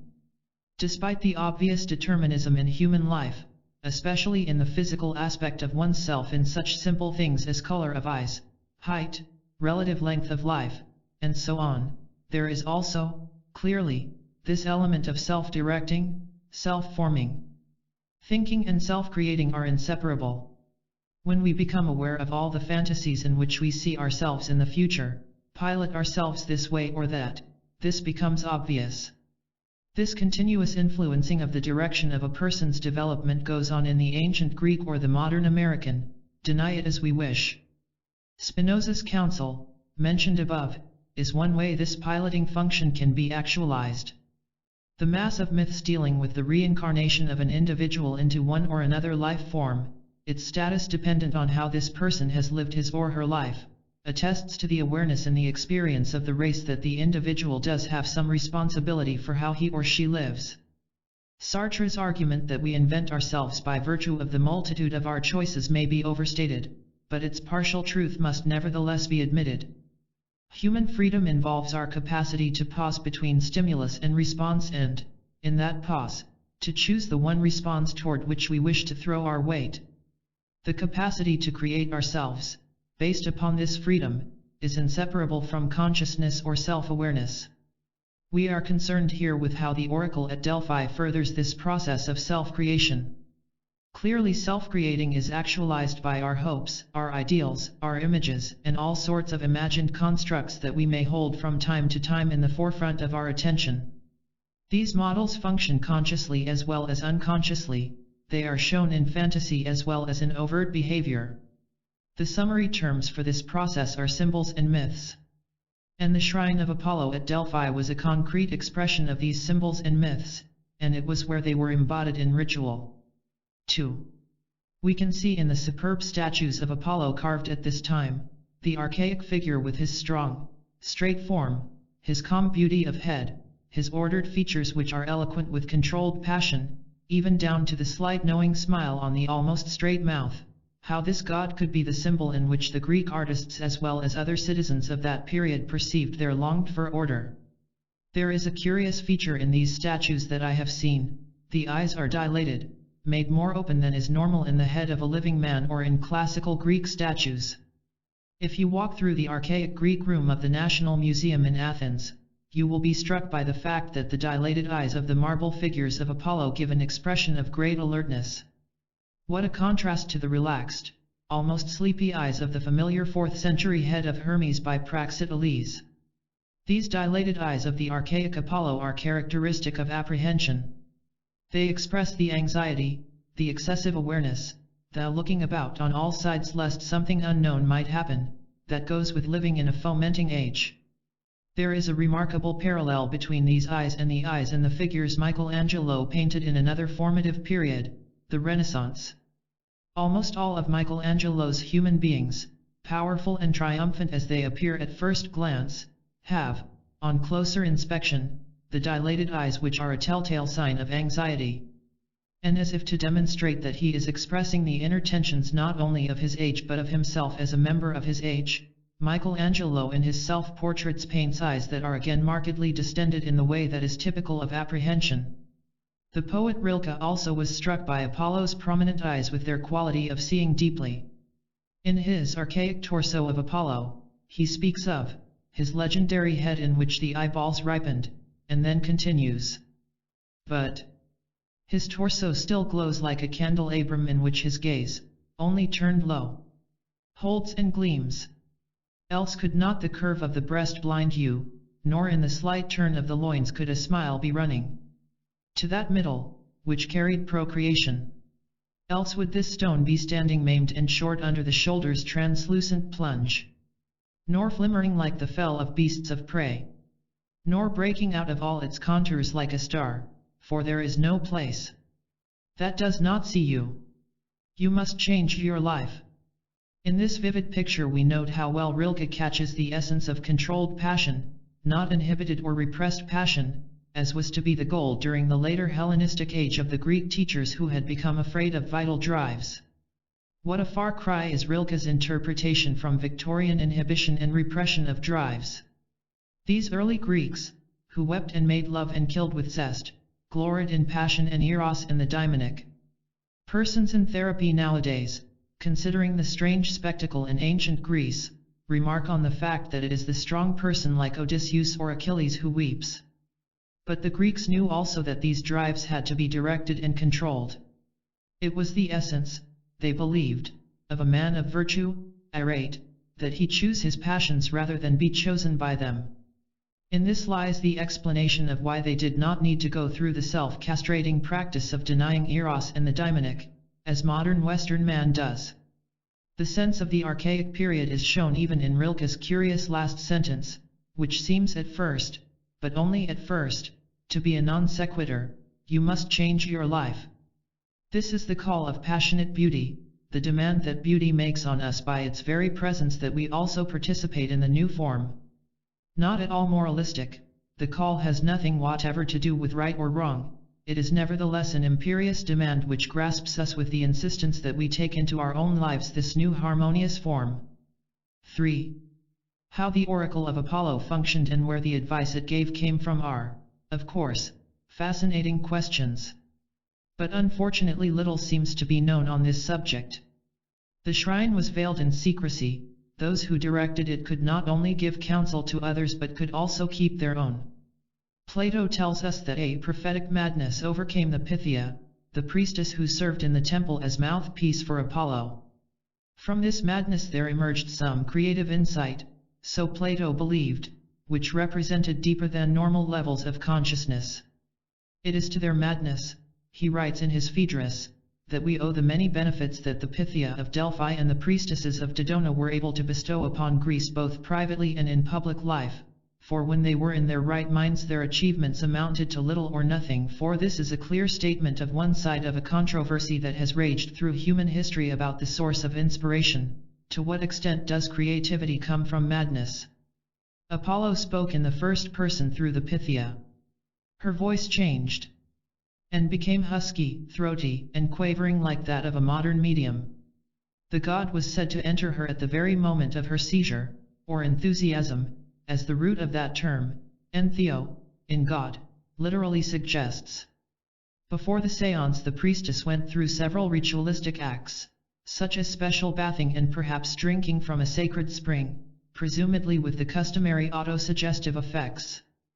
But the oft-repeated statement that she breathed vapors issuing from a fissure in the rocks of the shrine which induced a hypnotic effect is disposed of summarily by Professor Dodds. As for the famous vapors to which the Pythia's inspiration was once confidently ascribed, they are a Hellenistic invention.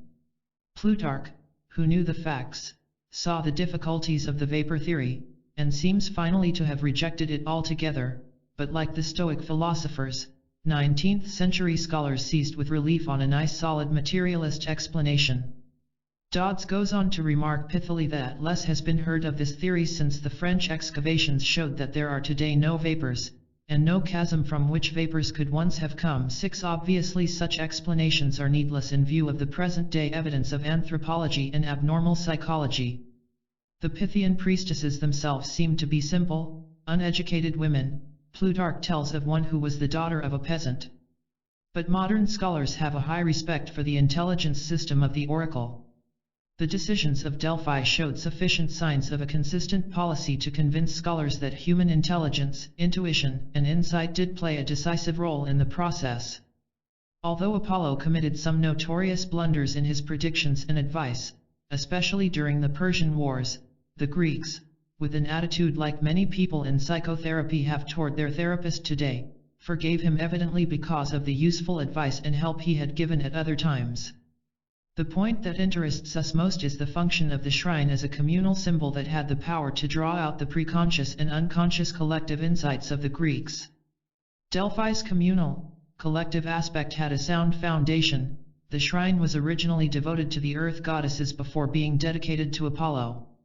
Also, it is collective in the sense that Dionysus, Apollo's opposite, was also a strong influence at Delphi. Greek vases show Apollo, presumably at Delphi, grasping Dionysus' hand. Plutarch does not exaggerate much when he writes, as regards the Delphic oracle, the part played by Dionysus was no less than Apollo's.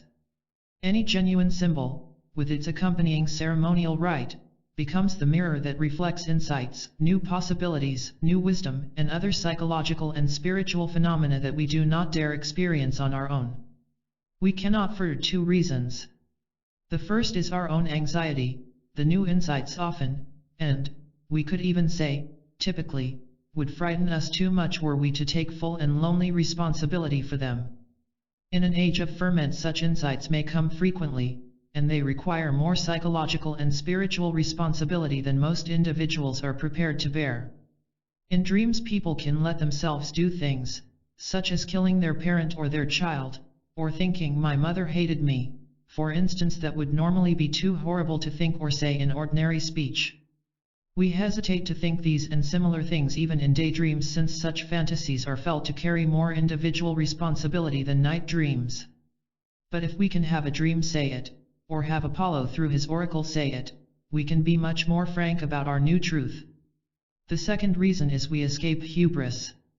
Socrates could assert that Apollo at Delphi had pronounced him the wisest man then living, a claim, whether it be Socratic wit or not, he could never have made on his own.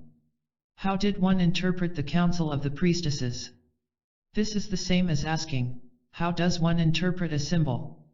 The divinations of the priestess were generally couched in poetry and often were uttered in wild, onomatopoeic cries as well as articulate speech, and this raw material certainly had to be interpreted and worked over. Like mediumistic statements of all ages, these were sufficiently cryptic not only to leave the way open for interpretation, but to require it. And often they were susceptible to two or many different interpretations. The process was like the interpretation of a dream. Harry Stack Sullivan used to teach young analysts in training not to interpret a dream as if it were the law of the Medes and the Persians, but to suggest two different meanings to the person being analyzed, thus requiring him or her to choose between them. The value of dreams, like these divinations, is not that they give a specific answer, but that they open up new areas of psychic reality, shake us out of our customary ruts, and throw light on a new segment of our lives. Thus the sayings of the shrine, like dreams, were not to be received passively. The recipients had to live themselves into the message. During the Persian Wars, for example, when the anxious Athenians had petitioned Apollo to give them guidance, word came from the oracle adjuring them to trust in the wooden wall. The meaning of this enigma was hotly debated. As Herodotus tells the story, certain of the old men were of opinion that the god meant to tell them the Acropolis would escape, for this was anciently defended by a wooden palisade.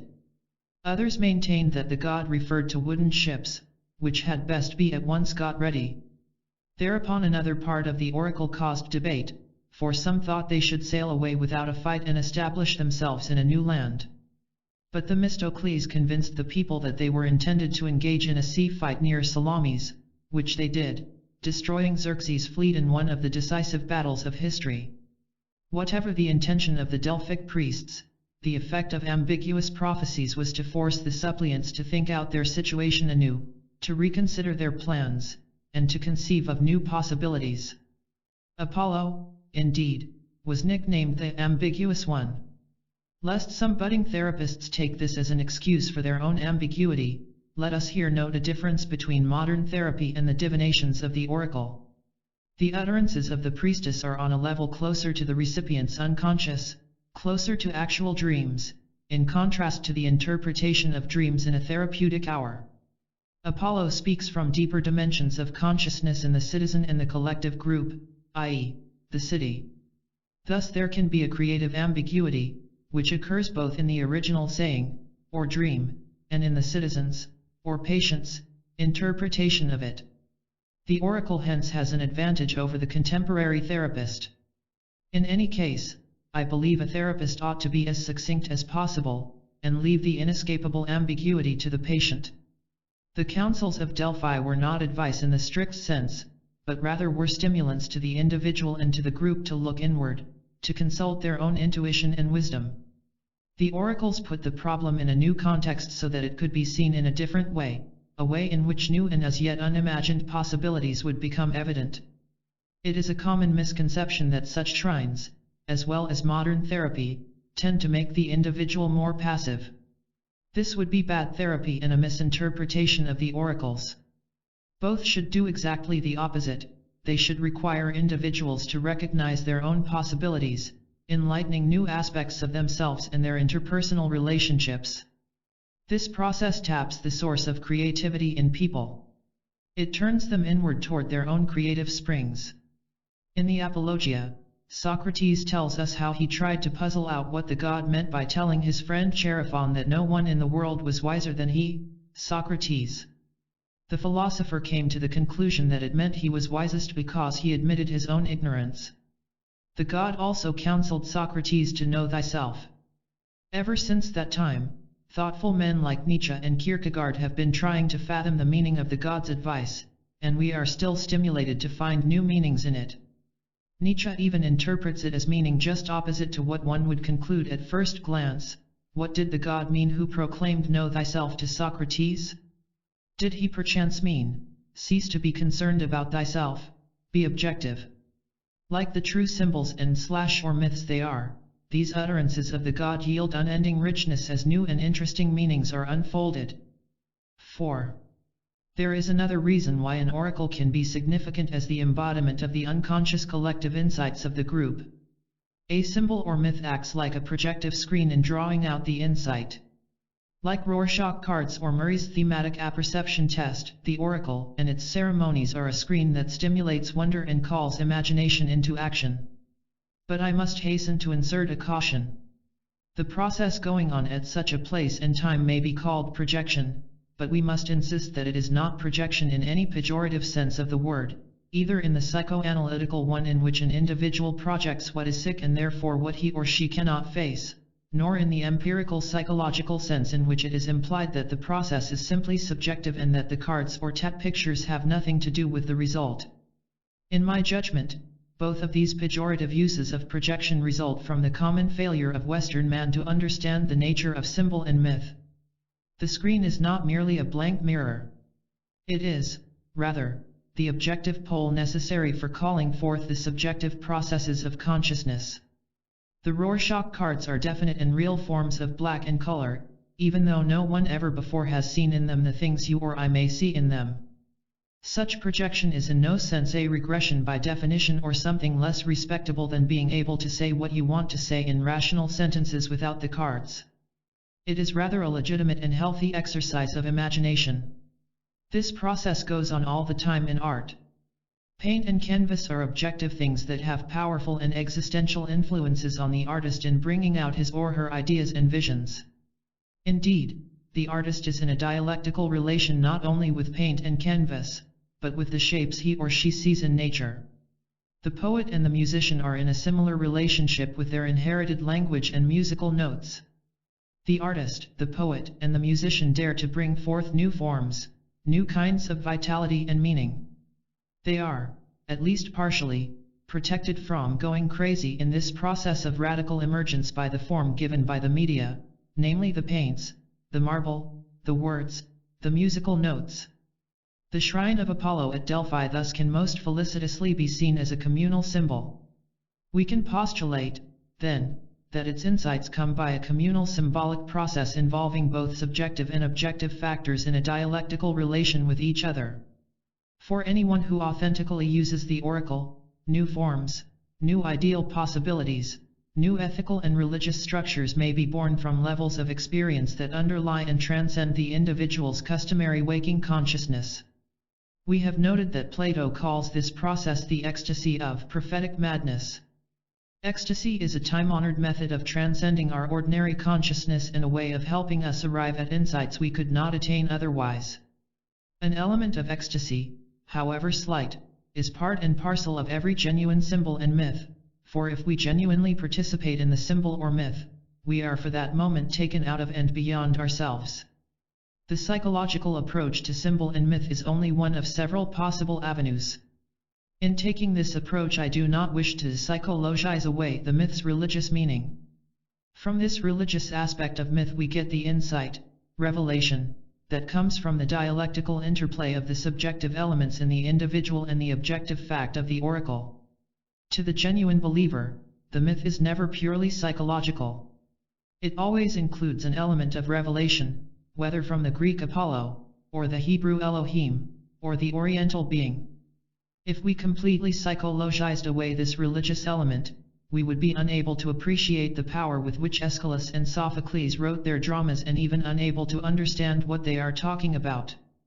Aeschylus and Sophocles and the other dramatists could write great tragedies because of the religious dimensions of the myths, which gave a structural undergirding to their belief in the dignity of the race and the meaning of its destiny. 6. On the limits of creativity. On a Saturday evening at an Salon weekend in New York recently, a panel discussion on the human prospect was held. The panel consisted of such insightful and stimulating persons as Joyce Carol Oates, Gregory Bateson, and William Irwin Thompson. The audience was made up of 700 or 800 eager individuals, expectantly set for an interesting discussion at the very least. In his opening remarks, the chairman emphasized the theme that the possibilities of the human being are unlimited. But strange to say, there seemed, as the meeting went on, to be no problems to discuss. The vast vacuum filling the room was felt by both the panel and the audience alike. All the exciting issues that the participants on the panel had approached so eagerly had mysteriously vanished. As the discussion limped along to the end of an almost fruitless evening, the common question seemed to be, what had gone wrong? I propose that the statement, human possibilities are unlimited, is de-energizing. If you take it at face value, there is no real problem anymore. You can only stand up and sing hallelujah and then go home. Every problem will sooner or later be overcome by these unlimited possibilities. There remain only temporary difficulties that will go away of their own accord when the time comes. Contrary to the chairman's intention, statements like his actually terrorize the listener. It is like putting someone into a canoe and pushing him out into the Atlantic toward England with the cheery comment, "The sky's the limit." The canoer is only too aware of the fact that an inescapably real limit is also the bottom of the ocean. In these notes I shall explore the hypothesis that limits are not only unavoidable in human life, they are also valuable. I shall also discuss the phenomenon that creativity itself requires limits, for the creative act arises out of the struggle of human beings with and against that which limits them. To begin with, there is the inescapable physical limitation of death. We can postpone our death slightly, but nevertheless each of us will die and at some future time unknown to and unpredictable by us. Sickness is another limit. When we overwork we get ill in one form or another. There are obvious neurological limits. If the blood stops flowing to the brain for as little as a couple of minutes, a stroke or some other kind of serious damage occurs. Despite the fact that we can improve our intelligence to some degree, it remains radically limited by our physical and emotional environment. There are also metaphysical limitations which are even more interesting. Each of us was born into a certain family in a certain country at a certain historical moment, all with no choice on our part. If we try to deny these facts, like J. Gatsby in Fitzgerald's The Great Gatsby, we blind ourselves to reality and come to grief. True, we can surpass to some extent the limitations of our family backgrounds or our historical situation, but such transcendence can occur only to those who accept the fact of their limitation to begin with. 1. The value of limits. Consciousness itself is born out of the awareness of these limits. Human consciousness is the distinguishing feature of our existence. Without limitations we would never have developed it. Consciousness is the awareness that emerges out of the dialectical tension between possibilities and limitations. Infants begin to be aware of limits when they experience the ball as different from themselves. Mother is a limiting factor for them in that she does not feed them every time they cry for food.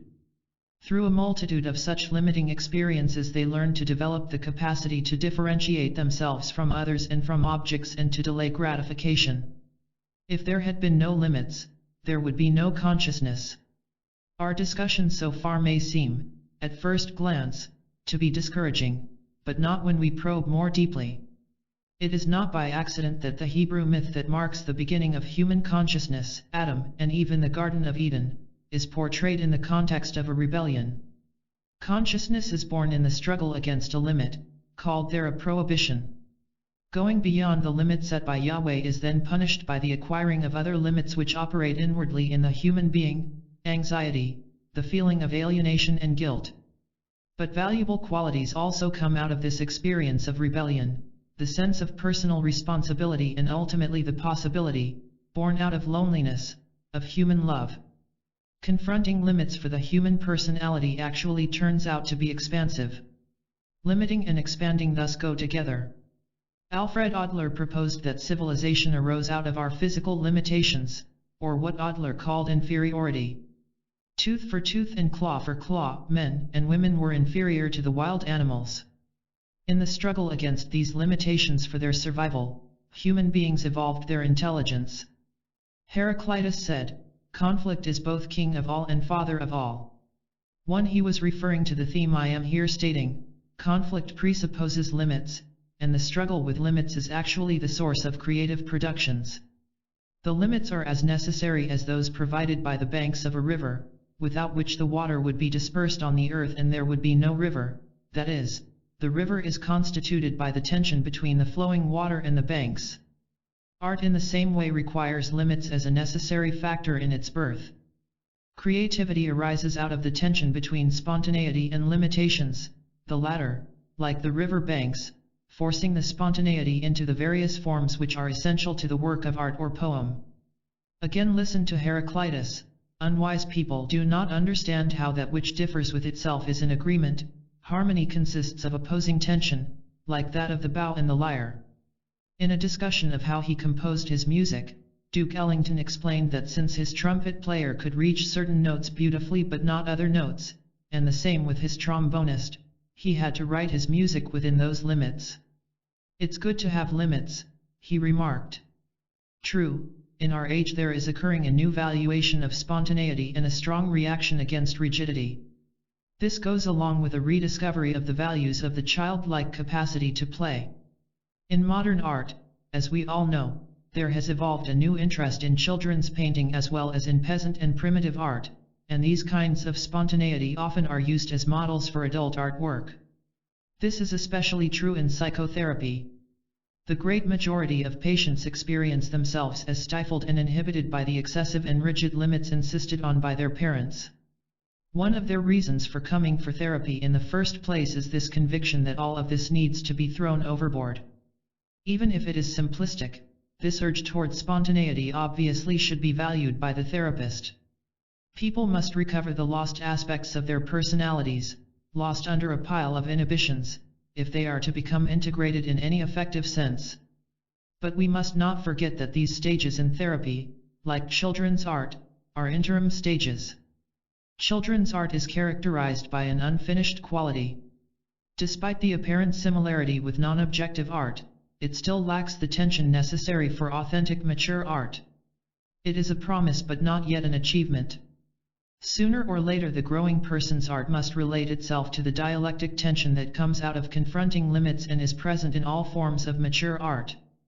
Michelangelo's writhing slaves, Van Gogh's fiercely twisting cypress trees, Cézanne's lovely yellow-green landscapes of southern France, reminding us of the freshness of eternal spring, these works have that spontaneity, but they also have the mature quality that comes from the absorption of tension. This makes them much more than interesting, it makes them great. The controlled and transcended tension present in the work of art is the result of the artist's successful struggle with and against limits. 2. Form as a limitation in creativity. The significance of limits in art is seen most clearly when we consider the question of form. Form provides the essential boundaries and structure for the creative act. It is no accident that the art critic Clive Bell, in his books about Cézanne, cites significant form as the key to understanding the great painter's work. Let us say I draw a rabbit on a blackboard. You say, there's a rabbit. In reality there is nothing at all on the blackboard except the simple line I have made, no protrusion, nothing three-dimensional, no indentation. It is the same blackboard as it was, and there can be no rabbit on it. You see only my chalk line, which may be infinitesimally narrow. This line limits the content. It says what space is within the picture and what is outside, it is a pure limiting to that particular form. The rabbit appears because you have accepted my communication that this space within the line is that which I wish to demarcate. There is in this limiting a non-material character, a spiritual character if you will, that is necessary in all creativity. Hence, form and, similarly, design, plan, and pattern all refer to a non-material meaning present in the limits.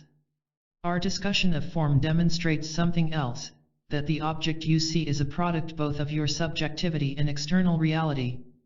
The form is born out of a dialectical relation between my brain, which is subjective, in me, and the object that I see external to me, which is objective. As Immanuel Kant insisted, we not only know the world, but the world at the same time conforms to our ways of knowing. Incidentally, note the word conform, the world forms itself with, it takes on our forms. The trouble begins whenever anyone dogmatically sets himself or herself up to defend either extreme. On the one hand, when an individual insists on his or her own subjectivity and follows exclusively his or her own imagination, we have a person whose flights of fancy may be interesting but who never really relates to the objective world. When, on the other hand, an individual insists that there is nothing there except empirical reality, we have a technologically minded person who would impoverish and oversimplify his or her in our lives. Our perception is determined by our imagination as well as by the empirical facts of the outside world. Speaking of poetry, Coleridge distinguished between two kinds of form. One is external to the poet, the mechanical form, let us say, of the sonnet. This consists of an arbitrary agreement that the sonnet will consist of 14 lines in a certain pattern. The other kind of form is organic. This is inner form.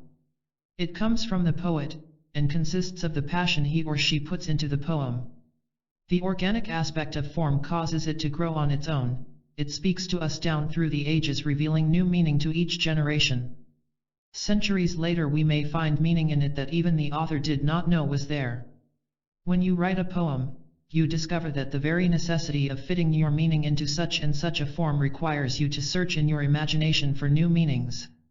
You reject certain ways of saying it, you select others, always trying to form the poem again. In your forming, you arrive at new and more profound meanings than you had even dreamed of. Form is not a mere lopping off of meaning that you don't have room to put into your poem, it is an aid to finding new meaning, a stimulus to condensing your meaning, to simplifying and purifying it, and to discovering on a more universal dimension the essence you wish to express. How much meaning Shakespeare could put into his plays because they were written in blank verse rather than prose, or his sonnets because they were 14 lines. In our day the concept of form is often attacked because of its relation to formality and formalism, both of which, so we are told, are to be avoided like the plague. I agree that in transitional times like our own, when honesty of style is difficult to come by, formalism and formality should be required to demonstrate their authenticity. But in the attack on these often bastardized kinds of formalism, it is not form itself that is being accused, but special kinds of form, generally the conformist, dead kinds, which actually do lack an inner, organic vitality. We should remember, moreover, that all spontaneity carries with it its own form. Anything expressed in language, for example, carries the forms given to it by that language. How different a poem originally written in English sounds when translated into the exquisite music of the French language or into the profound and powerful sentiments of the German language. Another example is the rebellion in the name of spontaneity against picture frames, as shown in those paintings that reach out over their frames, dramatically breaking the latter's two limiting boundaries. This act borrows its spontaneous power from the assumption of a frame to start with. The juxtaposition of spontaneity and form are, of course, present all through human history. It is the ancient but ever-modern struggle of the Dionysian versus the Apollonian. In transitional periods this dichotomy comes completely out in the open since old forms do have to be transcended. I can, therefore, understand the rebellion in our day against form and limits as expressed in the cry "We have unlimited potentialities." But when these movements try to throw form or limits out entirely, they become self-destructive and non-creative. Never is form itself superseded so long as creativity endures. If form were to vanish, spontaneity would vanish with it. 3. Imagination and form. Imagination is the outreaching of mind. It is the individual's capacity to accept the bombardment of the conscious mind with ideas, impulses, images, and every other sort of psychic phenomena welling up from the preconscious. It is the capacity to dream dreams and see visions, to consider diverse possibilities, and to endure the tension involved in holding these possibilities before one's attention. Imagination is casting off mooring ropes, taking one's chances that there will be new mooring posts in the vastness ahead. In creative endeavors the imagination operates in juxtaposition with form. When these endeavors are successful, it is because imagination infuses form with its own vitality. The question is, how far can we let our imagination loose? Can we give it rein? Dare to think the unthinkable? Dare to conceive of, and move among, new visions? At such times we face the danger of losing our orientation, the danger of complete isolation. Will we lose our accepted language, which makes communication possible in a shared world? Will we lose the boundaries that enable us to orient ourselves to what we call reality? This, again, is the problem of form or, stated differently, the awareness of limits. Psychologically speaking, this is experienced by many people as psychosis. Hence some psychotics walk close to the wall in hospitals. They keep oriented to the edges, always preserving their localization in the external environment. Having no localization inwardly, they find it especially important to retain whatever outward localization is available. As director of a large mental hospital in Germany which received many brain-injured soldiers during the war, Dr. Kurt Goldstein found that these patients suffered radical limitation of their capacities for imagination. He observed that they had to keep their closets in rigid array, shoes always placed in just this position, shirts hung in just that place. Whenever a closet was upset, the patient became panicky. He could not orient himself to the new arrangement, could not imagine a new form that would bring order out of the chaos. The patient was then thrown into what Goldstein called the catastrophic situation. Or when asked to write his name on a sheet of paper, the brain-injured person would write the name in some corner close to the boundaries. He could not tolerate the possibility of becoming lost in the open spaces. His capacities for abstract thought, for transcending the immediate facts in terms of the possible, what I call, in this context, imagination, were severely curtailed. He felt powerless to change the environment to make it adequate to his needs. Such behavior is indicative of what life is when imaginative powers are cut off. The limits have always to be kept clear and visible. Lacking the ability to shift forms, these patients found their world radically truncated. Any limitless existence was experienced by them as being highly dangerous. Not brain-injured, you and I nevertheless can experience a similar anxiety in the reverse situation, that is, in the creative act. The boundaries of our world shift under our feet and we tremble while waiting to see whether any new form will take the place of the lost boundary or whether we can create out of this chaos some new order. As imagination gives vitality to form, form keeps imagination from driving us into psychosis. This is the ultimate necessity of limits. Artists are the ones who have the capacity to see original visions. They typically have powerful imaginations and, at the same time, a sufficiently developed sense of form to avoid being led into the catastrophic situation. They are the frontier scouts who go out ahead of the rest of us to explore the future.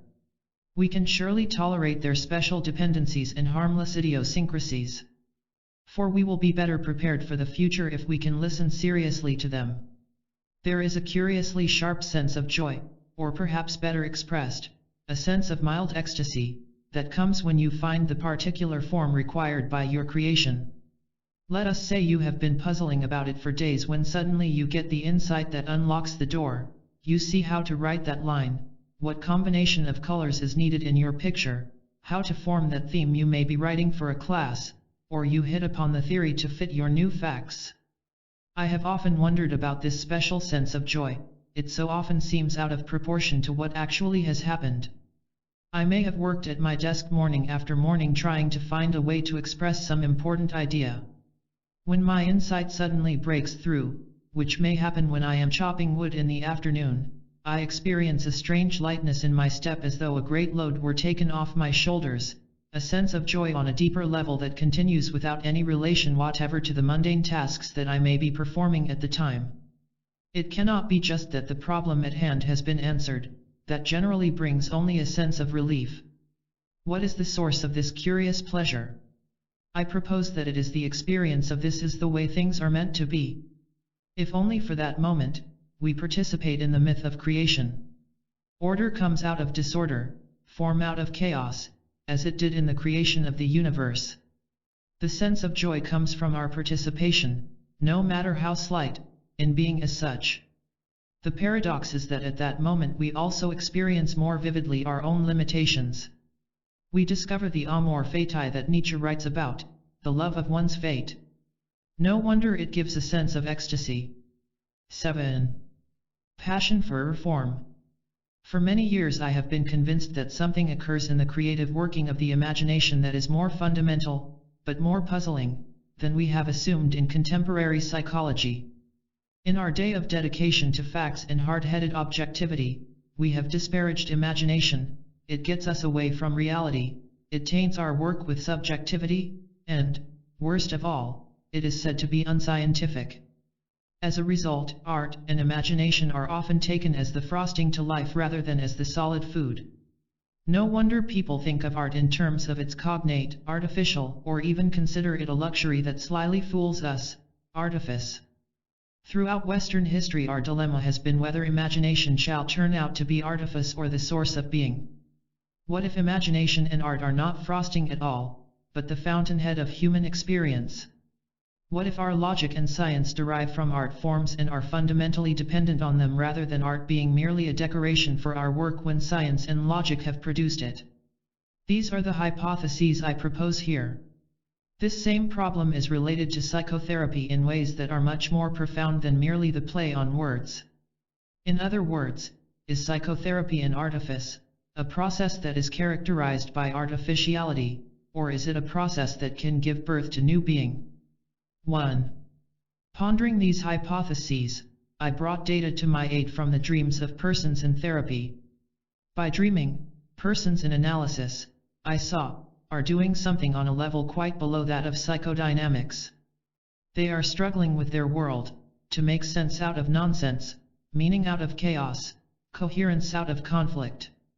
They are doing it by imagination, by constructing new forms and relationships in their world, and by achieving through proportion and perspective a world in which they can survive and live with some meaning. Here is a simple dream. It was related by an intelligent man who seems younger than his 30 years, coming from a culture where fathers have considerable authority. I was in the sea playing with some large porpoises. I like porpoises and wanted these to be like pets. Then I began to get afraid, thinking that the big porpoises would hurt me.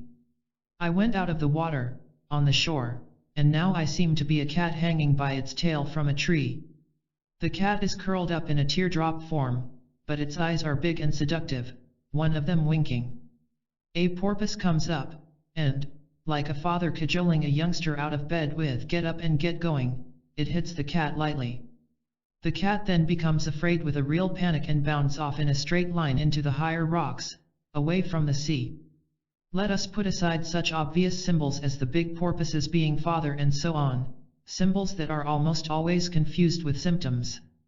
I ask you to take the dream as an abstract painting, to look at it as pure form and motion. We see first a smallish form, namely the boy, playing with the larger forms, the porpoises. Imagine the former as a small circle, and the latter as large circles. The playing movement conveys a kind of love in the dream, which we could express by lines toward each other converging in the play. In the second scene we see the smaller form, the boy in his fright, moving in a line out of the sea and away from the larger forms. The third scene shows the smaller form as a cat, now in an elliptical, tear-like form, the coyness of the cat's eyes being seductive. The big form now coming toward the cat moves into the cajoling act, and the lines here, it seems to me, would be confused. This is a typical neurotic phase consisting of the dreamer trying to resolve his relationship with his father and the world. And, of course, it does not work. The fourth and last scene is the panic in which the smaller form, the cat, moves rapidly out of the scene. It dashes toward the higher rocks. The motion is in a straight line off the canvas. The whole dream can be seen as an endeavor through form and motion to resolve this young man's relationship, in its love and its fear, to his father and father figures. The resolution is a vivid failure. But the painting or play, Ionesco-like though it be, shows like many a contemporary drama the vital tension in the irresolution of conflict. Therapeutically speaking, the patient is certainly facing his conflicts, albeit he can at the moment do nothing but flee. We also can see in these scenes a progression of planes: first, the plane of the sea; second, the higher plane of the land with the tree; and third, the highest plane of all, namely the rocks on the mountain to which the cat leaps. These may be conceived as higher levels of consciousness to which the dreamer climbs. This expansion of consciousness may represent an important gain for the patient, even though in the dream the actual resolution of the problem is a failure. When we turn such a dream into an abstract painting, we are on a deeper level than psychodynamics. I do not mean we should leave out the contents of the dreams of our patients. I mean we should go beyond contents to the ground forms. We shall then be dealing with basic forms that only later, and derivatively, become formulations. From the most obvious viewpoint, the son is trying to work out a better relationship with his father, to be accepted as a comrade, let us say. But on a deeper level he is trying to construct a world that makes sense, that has space and motion and keeps these in some proportion, a world that he can live in. You can live without a father who accepts you, but you cannot live without a world that makes some sense to you. Symbol in this sense no longer means symptom.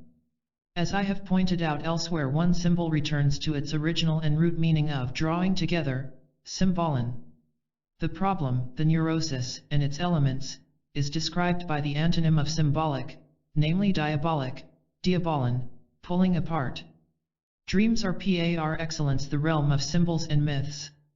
I use the term myth not in the pejorative sense of falsehood, but in the sense of a form of universal truth revealed in some partial way to the dreamer. These are ways human consciousness makes sense of the world.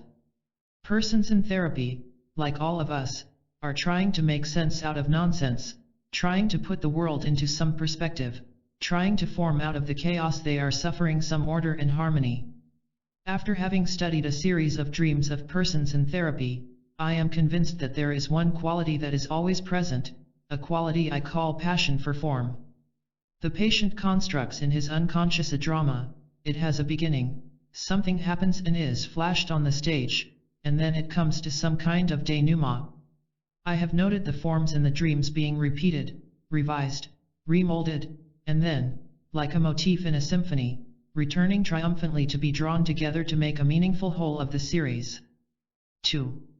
I found that one fruitful approach is to take the dream as a series of spatial forms.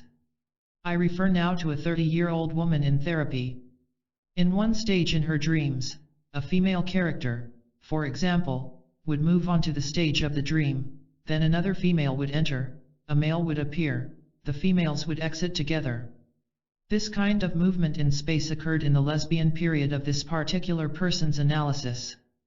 In later dreams she, the patient, would enter, then the female, who was present, would exit, a man would enter and he would sit beside her. I began to see a curious geometric communication, a progression of spatial forms. Perhaps the meaning of her dreams, and the progress of her analysis, could be better understood by how she constructed these forms moving in space, of which she was quite unaware, than in what she verbalized about her dreams. Then I began to notice the presence of triangles in this person's dreams. First, in her dreams referring to her infantile period, it was the triangle of father, mother, and baby.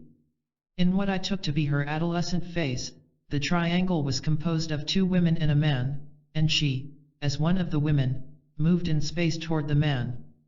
Then after some months of analysis, in a lesbian phase, the triangle consisted of 2 women and a man with the 2 women standing together. In a still later period the triangles turned into rectangles, 2 men were in the dream with 2 women, assumedly her boyfriend, herself, her mother, and her father. Her development then became a process of working through rectangles to form eventually a new triangle, her man, herself, and a child. These dreams occurred in the middle and later parts of the analysis. That the symbol of the triangle is fundamental can be seen by the fact that it refers to a number of different levels simultaneously. A triangle has 3 lines. It has the lowest possible number of straight lines required to make a geometric form that has content. This is the mathematical, pure form level. The triangle is fundamental in early, Neolithic art, Vide designs on the vases of this period. This is the aesthetic level. It is present in science. Triangulation is the way the Egyptians figured their relation to the stars. The triangle is the basic symbol in medieval philosophy and theology, Vide the Trinity. It is fundamental in Gothic art, a graphic example of which is Mont Saint-Michel, the triangle of rock rising from the sea capped by the Gothic triangle of man-built architecture which, in Rouen, ends in a pinnacle pointing toward heaven, a magnificent art form in which we have the triangle of nature, man, and God. And finally, psychologically speaking, we have the basic human triangle, man, woman, and child. The importance of forms is revealed in the inescapable unity of the body with the world. The body is always a part of the world. I sit on this chair, the chair is on a floor in this building, and the building, in turn, rests on the mountain of stone that is Manhattan Island. Whenever I walk, my body is interrelated with the world in which and on which I take my steps. This presupposes some harmony between body and world. We know from physics that the earth rises infinitesimally to meet my step, as any 2 bodies attract each other. The balance essential in walking is one that is not solely in my body, it can be understood only as a relationship of my body to the ground on which it stands and walks. The earth is there to meet each foot as it falls, and the rhythm of my walking depends on my faith that the earth will be there. Our active need for form is shown in the fact that we automatically construct it in an infinite number of ways. The mime Marcel Marceau stands upon the stage impersonating a man taking his dog out for a walk. Marceau's arm is outstretched as though holding the dog's leash. As his arm jerks back and forth, everyone in the audience sees the dog straining at the leash to sniff this or that in the bushes. Indeed, the dog and the leash are the most real parts of the scene even though there is no dog and no leash on the stage at all. Only part of the gestalt is there, the man Marceau and his arm. The rest is entirely supplied by our imagination as viewers. The incomplete gestalt is completed in our fantasy.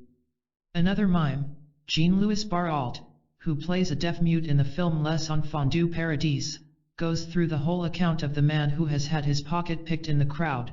He makes one movement for the fat stomach of the victim, another movement for the dour expression of the companion, and so on until we have a vivid picture of the entire event of the pickpocketing. But not a word has been spoken. There is only a mime making a few artful motions.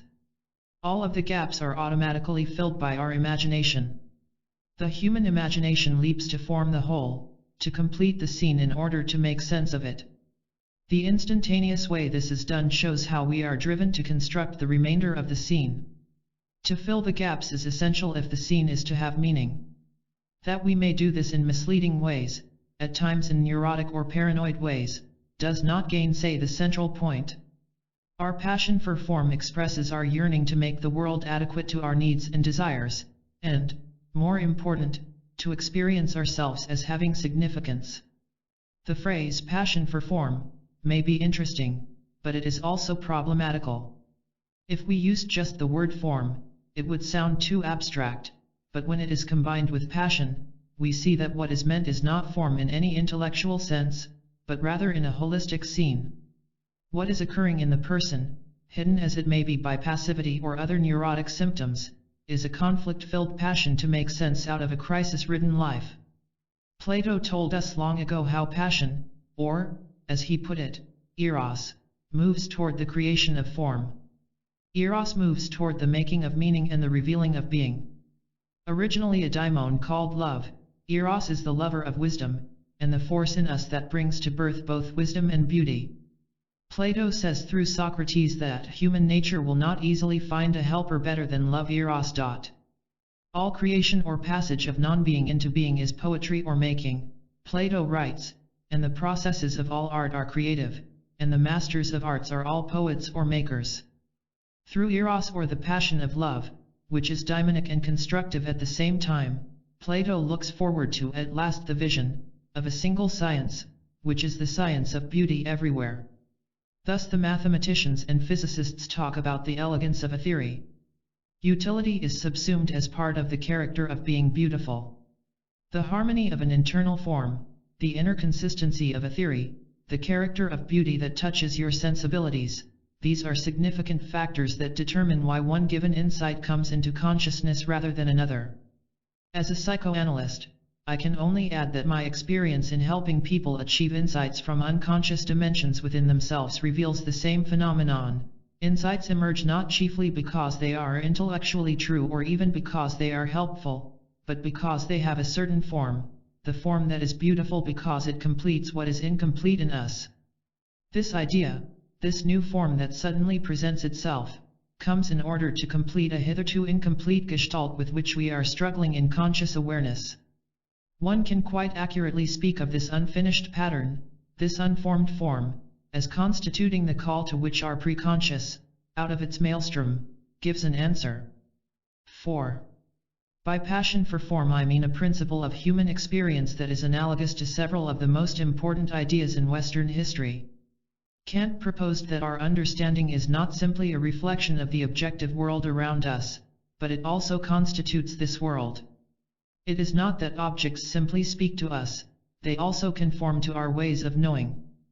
The mind thus is an active process of forming and reforming the world. Interpreting dreams as dramas of the patient's relationship to his or her world, I asked myself whether there is not on a deeper and more inclusive level in human experience something parallel to what Kant was talking about. That is it not only our intellectual understanding that plays a role in our forming and reforming the world in the process of knowing it, but do not imagination and emotions also play a critical role? It must be the totality of ourselves that understands, not simply reason. And it is the totality of ourselves that fashions the images to which the world conforms. Not only does reason form and reform the world, but the preconscious, with its impulses and needs, does so also and does so on the basis of wish and intentionality. Human beings not only think but feel and will as they make form in their world. This is why I use the word passion, the sum of erotic and dynamic tendencies, in the phrase passion for form. Persons in therapy, or anybody for that matter, are not simply engaged in knowing their world, what they are engaged in is a passionate reforming of their world by virtue of their interrelationship with it. This passion for form is a way of trying to find and constitute meaning in life. And this is what genuine creativity is. Imagination, broadly defined, seems to me to be a principle in human life underlying even reason, for the rational functions, according to our definitions, can lead to understanding, can participate in the constituting of reality, only as they are creative. Creativity is thus involved in our every experience as we try to make meaning in our self-world relationship. Philosopher Alfred North Whitehead also speaks in effect of this passion for form.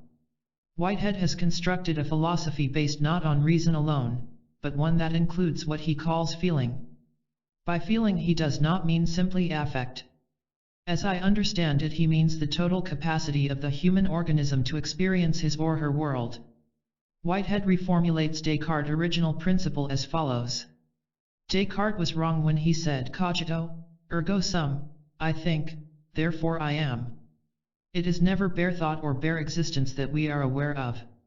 I find myself rather as essentially a unity of emotions, of enjoyment, of hopes, of fears, of regrets, valuations of alternatives, decisions. All of these are subjective reactions to my environment as I am active in my nature. My unity, which is Descartes' I am, is my process of shaping this welter of material into a consistent pattern of feelings. What I am calling passion for form is, if I understand Whitehead aright, a central aspect of what he is describing as the experience of identity. I am able to shape feelings, sensibilities, enjoyments, hopes into a pattern that makes me aware of myself as man or woman. But I cannot shape them into a pattern as a purely subjective act. I can do it only as I am related to the immediate objective world in which I live. Passion can destroy the self. But this is not passion for form, it is passion gone berserk. Passion obviously can be diabolic as well as symbolic, it can deform as well as form, it can destroy meaning and produce chaos again. When sexual powers emerge in puberty, passion often does destroy form temporarily. But sex also has great creative potentialities precisely because it is passion.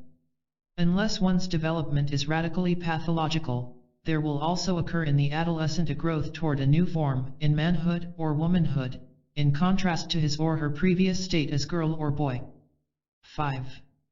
The urgent need in everyone to give form to his or her life can be illustrated by the case of a young man who consulted with me when I was writing this chapter. He was the only son in a professional family where his mother and father had quarreled and had fought almost continuously, according to his memory, since he was born. He had never been able to concentrate or apply himself to his studies in school. As a boy, when he was supposed to be studying in his room, he would hear his father coming up the stairs and immediately open a schoolbook to cover over the magazine on mechanics he had been looking at. He recalled that his father, a successful but apparently very cold man, had often promised to take him on various trips as a reward if he successfully got through his schoolwork. But none of those trips ever materialized.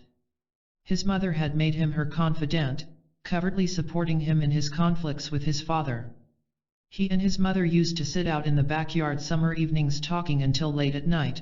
They were partners, they grooved together, as he put it. His father exercised pull to get him accepted into college in another part of the country, but the young man spent 3 months there, never going out of his room until his father came to fetch him home. Living at home, he worked as a carpenter, and later as a construction worker in the Peace Corps. He then came to New York, where he supported himself as a plumber, doing sculpture on the side, until by a kind of lucky accident he got a job as instructor in crafts at a university an hour outside the city. But in his job he was unable to assert himself or to talk clearly and directly to either students or faculty. He was overawed by the young Ivy League graduates on the faculty who monopolized faculty meetings with their chatter, which he felt was pompous and artificial. In this dazed and ineffectual state, he first began work with me. I found him an unusually sensitive person, generous, talented. He gave me a wire-sculptured figure he had made in my waiting room, which I found delightful. He was seriously withdrawn and apparently accomplishing practically nothing in his job or life. We worked together a couple of times a week for most of a year, in which time he made unusually commendable progress in his interpersonal relationships. He now worked effectually and had entirely overcome his neurotic awe of fellow faculty members. He and I agreed that since he was now functioning actively and well, we would stop our work for the time being. We were both aware, however, that we had never been able to explore adequately his relationship with his mother. He came back a year later. He had married in the meantime, but this did not seem to present any special problems. What cued off the present impasse was a visit he and his wife had made the previous month to his mother, who by that time was in a mental hospital. They found her sitting by the nurse's desk in the corridor waiting for her cigarette. She went into her room to talk with them, but soon came out again to continue waiting out the hour until the time for her rationed cigarette. Coming back on the train, the young man was very depressed. He had known theoretically about his mother's increasingly senile condition, but was unable to make emotional sense of it. His withdrawn, apathetic state was similar to but also different from his condition the first time he had come. He was now able to communicate with me directly and openly. His problem was localized, specific, in contrast to the generalized days he had been suffering from the first time he came. His relationship to his mother was in chaos. In that segment of his life he felt no form at all, only a gnawing confusion. After our first session the daze he was under lifted, but the problem remained. This is often the function of communication in the therapeutic hour. It enables the person to overcome his or her sense of alienation from the human kind. But it does not suffice in itself for a genuine experience of new form. It assuages, but it doesn't produce the new form. An overcoming of the chaos on a deeper level is required, and this can only be done with some kind of insight.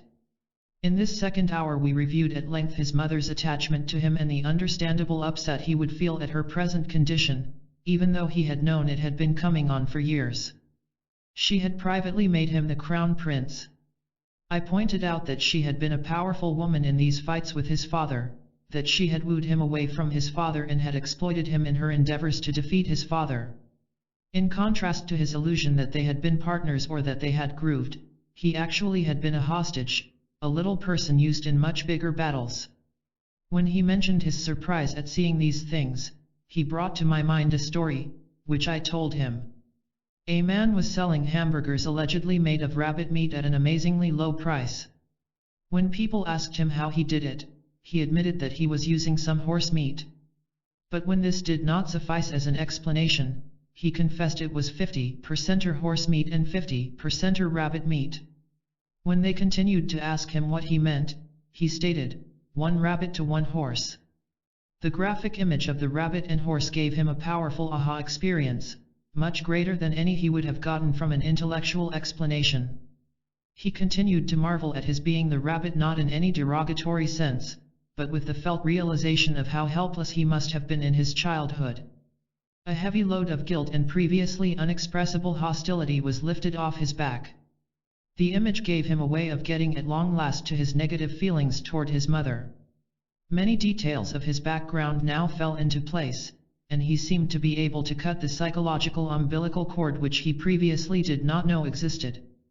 Curiously, persons in such situations give the impression of having had all along the necessary strength at hand to make these changes.